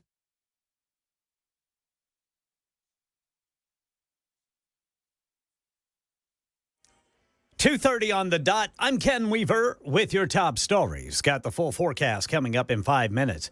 The electoral votes that will see Donald Trump taking the oath of office in 2 weeks counted before a joint session of Congress this afternoon. Vice President Harris overseeing the count, announcing Trump had more than she did. The votes for President of the United States are as follows. Donald J. Trump of the state of Florida has received 312 votes. Kamala D. Harris... Eventually, they had to be gavelled down. Canadian Prime Minister Justin Trudeau today announcing he plans to step down as the Liberal Party leader, then as Prime Minister after a new leader selected for his party. His personal opinion poll ratings historically low, so there's been huge amounts of pressure on Trudeau. And we're hearing today from the ex-girlfriend of the man who killed himself and exploded a Cybertruck outside of the Trump Hotel in Las Vegas last week. Here's Alex Stone. Investigators say it is clear from Matthew Livelsberger's own writings that he was suffering from PTSD and other mental health issues. His ex-girlfriend tells ABC News as they dated, she could see he was struggling with mental health after deployments. He was really open about the trauma he faced and the teammates he lost. He lost a lot of teammates over the years. In a letter on his phone, Livelsberger called the explosion a stunt. People in Atlanta lining up to pay their respects to former President Jimmy Carter. His casket now laying in repose at the Carter Center before heading to Washington, D.C. tomorrow. Here's Faith Abube. One of the remarkable things was also just seeing cans of peanuts. Of course, we know the former president was a peanut farmer, so people paying their respect in that way as well. That's the latest news. Weather is next. I'm Ken Weaver, WTN News.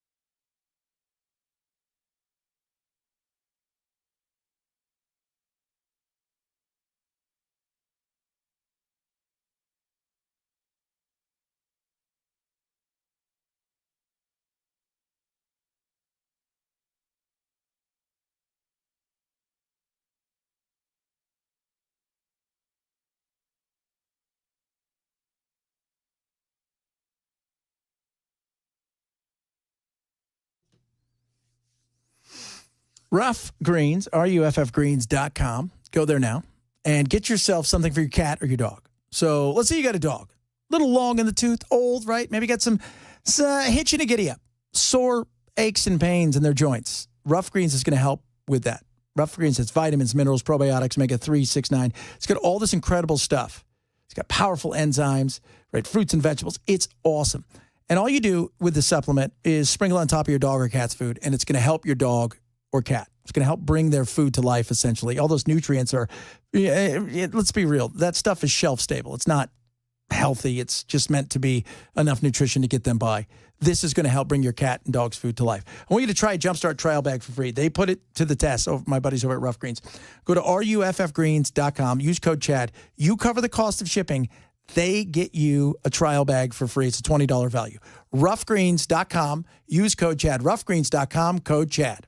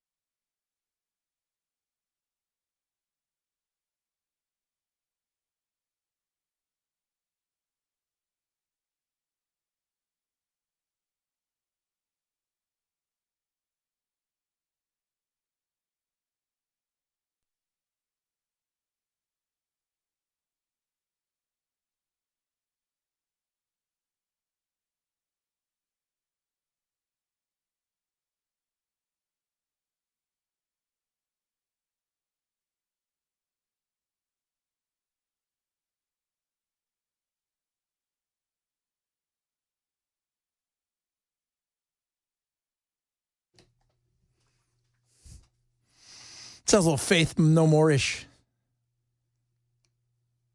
Smidge Faith No More. Just a wee bit. So, Trump now, officially, nothing to worry about. Even though there's loonies out there thinking, no, I think that Trump's going to be thrown out before, like, I hear it's the 14th Amendment, Section 3, Code 859er. Says that we don't have to allow him to be president. I love the lunacy of the left. Good luck to that, right? So who's denying now? Immigration is going to be a big part of stuff. Talk a bit about that. Somebody just texted in and said, Chad, this whole thing about him and the 625 gazillion, acres and stuff that you're not allowed to drill in, Trump will get rid of that, no problem. He's already said so. He says a lot of things, but the reality is this was not an executive order. This is like a 1953 law that they used. So he's going to have to do some maneuvering. There's going to be some court challenges. There's no doubt about that. But this goes back to winning the elections, which you have a bit of a mandate. You can squeeze some stuff through. Now it's making that happen. For sure. So we'll see if he can get that done. Because here's the thing I would love to see is the ridiculousness of our politics nowadays, where nobody's interested in getting stuff done. And because Trump is Trump, there are people out there, but on spirit and my belief, I refuse to do anything, even if it's the right thing to do for your constituents. On principle alone. Bah. Shut up. Wouldn't you rather have 75% of something? American people, they were sick and tired of inflation. And I'm not saying it's going to get any easier. We're going to talk about that with the dock workers here in a minute. But they're willing to, change the rider mid-race because they realized this guy wasn't doing it for us. Mostly because he wasn't there, and they focused on a bunch of other crap that didn't matter. But immigration's going to be a big one, and they're already worried. This is Abby Phillips, CNN, worried about the potential of spending money. Also, let's not forget that a lot of what he's talking about on the border and on taxes, this is stuff that's going to cost money. Yeah. So we're actually talking about some of the more difficult parts of this because Republicans are getting ready to put an agenda that's going to be hugely expensive. It's a question of whether it will be paid for at all, and if it is, how, and if that's going to come with cuts. I mean, look, we're in for another couple of months of potentially some pretty big legislative fights, even within the Republican Party. I don't think that there's going to be a lot of appetite for huge fights over all of these people. I think even a Tulsi Gabbard, I could easily see some Republicans saying, this is a person who's serving inside the White House, let the president have who he wants. But on DOD, that might be something different. On DOJ, that might be something different. But they've got to dispense with this pretty quick. Yeah, they got to get their stuff done. And you know what? The immigration thing is going to be expensive, but we need to focus on certain things first. Right? This whole mass deportation, it isn't going to happen the way that people think it's going to happen. First and foremost, who the hell's in our country that shouldn't be here? Those 2 million gotaways need to be of the utmost importance. You need to find out who, as many of those people as possible. Putting the squeeze on other people, if you will. Because let's be real, governments likes to do a little squeezing like an anaconda. The second thing is the people that are here that have been told you got to leave. Right? You've went through the system. You've exhausted all of the things. Now you have to go. Then from there, you focus on a lot of the other stuff. But there are certain things, but it's going to be expensive, right? Like this whole thought that it's boom, and then everybody's going to go, he's not Thanos. Right? It's Trumpos. When I snap my fingers, everybody who's here illegally is going to disappear. That doesn't work that way. It doesn't. So he's going to have to figure out how he maneuvers. And this is what that horse trading is all about. And this is like we saw it on Friday with the speaker. You're going to have to give a little. You're going to get some over here. You're going to get some over here. You might have to hold your nose and give some stuff up, but you're also getting something. So that's this, and it's not just there, too. It's also with his picks. That's going to be a big deal with his picks because he knows that there's a few that probably are going to struggle to get through and some that are going to walk through. I mean, like Secretary of State, nobody's worried about Marco Rubio. I think Kash Patel has got a really good chance. When it comes to, a few of the others, I think you're going to see more pushback. I think they look and see, too, how much influence over does person A really going to have over an agency? How much influence are they really going to have? Or there's so many mechanisms in place that it's not going to really matter. So you can put whoever there. How many of them are really going to focus mostly on things that Trump wants them to and that really isn't going to have an issue day to day? Some people are going to look at it like that. So there's a lot that he's got to get to. But as I remind everybody, he has got a limited time. And it's not 4 years. Because you've got to make sure that you are in a position where you're moving forward and you're successful within 16 to 18 months, because then you've got another election coming up in 2 years. And guess what? If you lose those things, then you've got 2 years of the Democrats being in charge of what's going on, and you're battling, and we've seen how that has gone over the last, few years. You guys were rocking and rolling there. Do we want to see impeachment after impeachment, or just basically tons of executive orders, lots of fights? Nah, we need more than that, for sure. Trump is going to have an issue coming in, I have a feeling, and it's going to be with the longshoremen, which Trump is behind. But the reality is we have real issues at our docks. And we are a nation that, I said it earlier, we're a consumer-based nation. We are not good on our docks. We're not in the top 50 in the world as far as what goes on there, as far as how well we do dock things, if you will. We're just not. I mean, we're struggling in a major way on our docks. And they went on strike in October, didn't last very long. Then they got a nice little bump in pay. So the pay was fine, but it's about automation. And automation is important.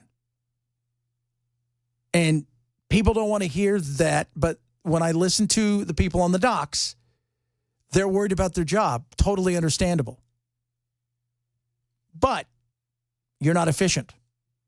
Our docks are awful. We're not even in the top 50 in the world when it comes to our ports. The struggle, kids, is very, very, very real. Yeah, I think that the dilemma that we have is that the longshoremen, they've always been a strong union. And so they realize that if you automate, you're going to take away their jobs. Longshore workers have called for a total ban on automation. The issue is so contentious, the ILA reportedly walked out of negotiations back in November because the Maritime Alliance was, quote, pushing automation and semi-automation language in its master contract proposals that will eliminate ILA jobs.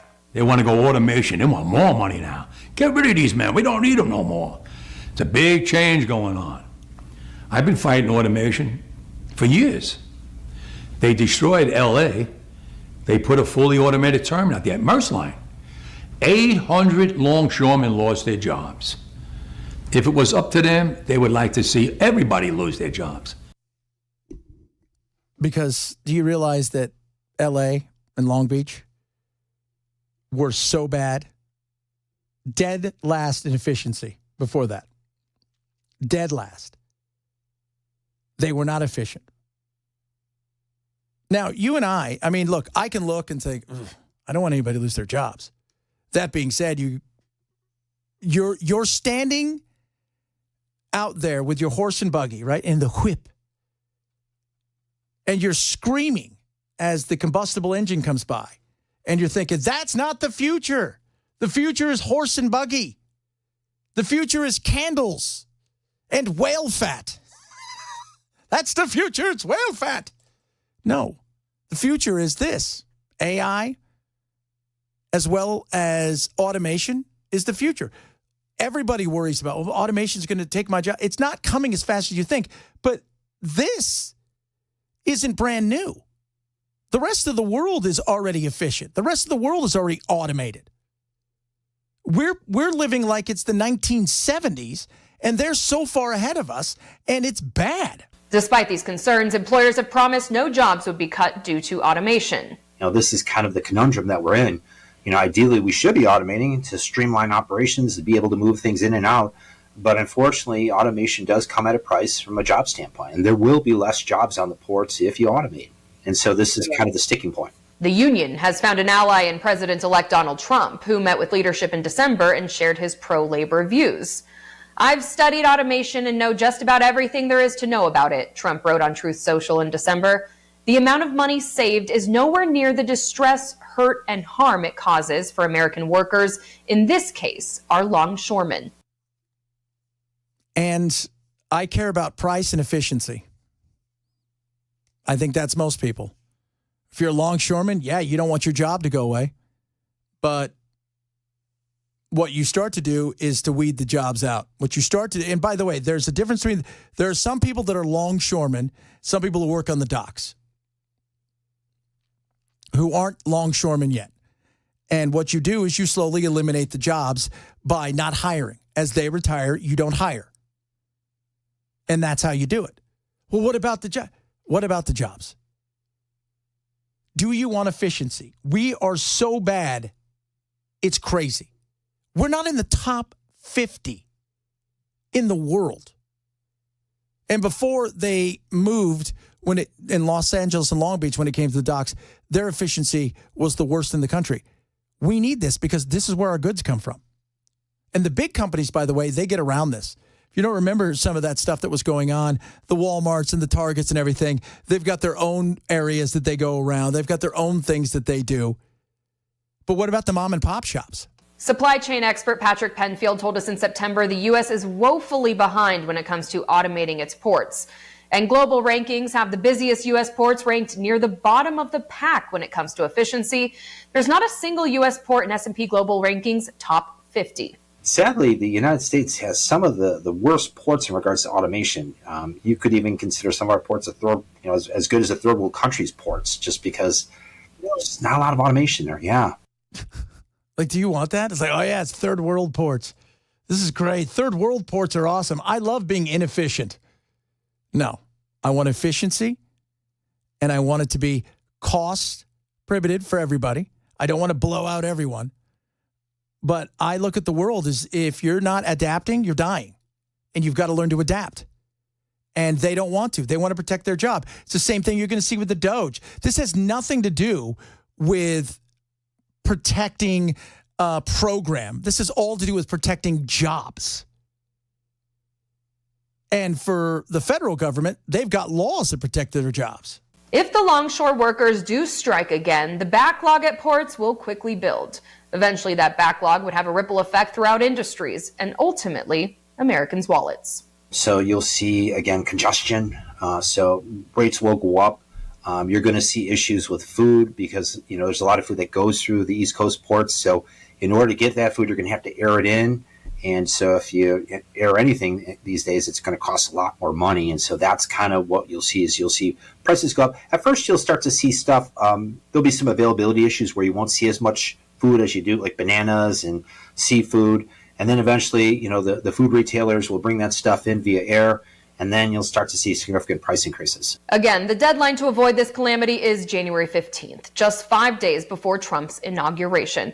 So that's what he gets to walk into. So this will be very interesting what he's going to do here. Because while he supports the longshoremen, you and I, we don't want them to lose their jobs. Although some of you are chiming in talking about how corrupt they are. I saw The Wire. Do you know how corrupt they are? Yeah, look, let's be real. I mean, they make stupid good money, and that's fine. I don't begrudge anybody that. But I'm also, this is the world. We've got electricity now. We don't need candles. Right, we don't need lanterns. We don't need the horse and buggy. We've got engines. So, and I like efficiency, and I like cheap things. That's it, And even if it's expensive and it comes to the port, and you're going to be flying it in. They're already making it insanely tough in some of these states to get stuff from point A to point B. So there you go. Coming up, Matt going to join the program as we say goodbye to our first Monday in January. Matt will have his show starting in just a little bit. I wonder what he's going to talk about. What do you think he's talking about today, Mason? Wild guess. I think he's probably going to harp on little Justin Trudeau a little bit. Oh, for sure, Maybe the certification that we've already been talked about today. Yes, that's, of course, lots of stuff like that. It's going to be crazy. So he's going to be coming straight up. This is the Chad Benson Show, right here on Super Talk 99.7.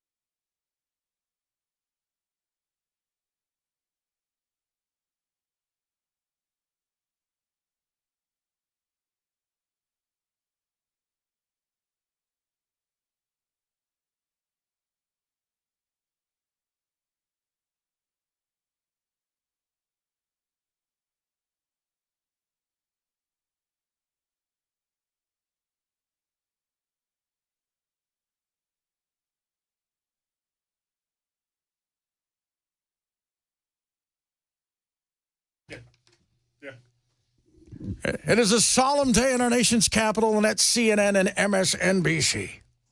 January 6th. We must remember all of the person that died that day. And if you don't believe Chad Benson, just ask Jim Acosta. Oh, God. He'll tell you. Mr. Sourpuss. Some of these people have lost their blanking mind. You know, has anybody noticed that if Jim Acosta decided that he wanted to transition to become a woman and lost about 30 pounds, he would be Caitlin Collins? Has anyone noticed that? Caitlin's got that weird smile. It's both She creepy has and kind of hot. has BRF. She definitely has big time BRF. And I've got a couple friends who work over there and do stuff with her, and they're like, she's really, really nice, but it's right there. It's like she's not easily approachable. I would argue that she should have gotten a pass for about 6 or 8 months for having to work with Don Lemon. Oh, because anybody that has to work with that knucklehead, I feel for him. yeah, that's a tough one right there. He actually used to be a normal person. I worked with someone for 5 years in Birmingham that was a co-anchor with him in Birmingham when he was a local news anchor. Said he was just a normal human being, and then he got the big head. As my grandpa used to say, he got the swelled head. He got the swelled head. He did. So, hey, I can't wait. Speaking of BRF, I can't wait because I listened to you this morning complaining, or this afternoon, I suppose, complaining about vociferously, they say, word of the day calendar, about the cold and the light dusting of snow. And I just can't wait till Friday. how bad is it going to be Friday? Well, I'm going to say something I said a lot in college. On Friday, no, I can't. Gosh, I stopped myself because I Don't get stop yourself. Say it. We need to know. On You Friday, you're getting about 5 to 7 inches. Whoa! Ladies, 30 seconds of fun. And but I walked here today. Good for you. I did. Were you worried about driving? No. Our car last night went to the grocery store. Yeah. And our car didn't start. Uh-oh. Well, you know, from going from the heat to the cold, our battery was not ready. So AAA came this morning and turned it on. And Took care of it. But there was an issue. There was no doubt about that. So I braved the 7-minute walk and walked here. And I said, I don't care about the snow. I don't care about the cold. I've lived all over in the heat and the cold. I hate the wind. The wind. The wind is awful. The wind is your enemy. And the wind is my enemy. And I was walking into the wind. I don't know what it's like. Is there a dusting? You've been out there. It's not much. Not much. All right, I'm going to survive this. You're all good. All right, and the wind has died down just to a certain degree. That's all you I do care have the about. toboggan, right? You have the beanie, you have the toboggan I have and the whatnot. beanie of the whole 9 yards, Yeah. right? I got mittens. It is toboggan weather. It is toboggan weather. That's toboggan. Is that what you call that? I call it that because people look at you funny. Yeah, that's a skull cap. For the most part, the things that I do in my life, I do because people look at me funny. That's what I like. What are you going to do in your show today? I'm going to talk a little about the certification today and the reaction of the mainstream media over the fact that they are no longer legitimately allowed to talk about January 6th anymore because there's really no reason to do so. Oh, but they will. Oh, they'll talk about it. I mean, they'll figure out a reason The worst to bring it day up. in human history. But you knew that there was going to be this, right? The final culmination of all of the anxiety in the last 4 years of democracy and all that there's crap. going to be a lot of We'll do tears. that, and we're talking about what is expected to come out of the General Assembly when they go into session next week, which is a scholarship fund to allow individuals, young people in public school to go into private school. We're going to talk about that at 3:30 with a member of the AFP, Americans for Prosperity. Which is cool. You Yeah, get it's to good. choose your school. Now, the thing is how you implement it matters because coming from Arizona, places, it was bad. It was horrific. Because they didn't have limits on it. They didn't have limits. Well, they had limits. You only get so much money. Only people who were taking advantage of it were rich families who just go, oh, cool, it's free $8,000 because most of the schools were $15,000 and $20,000. Poor people still couldn't afford to move schools. Yeah, so we're gonna answer some of those questions 3:35 this afternoon. That's why he is who he is. Ben Murphy, straight ahead. This is the Chad Benson Show. You guys have a great day. Super Talk 99.7.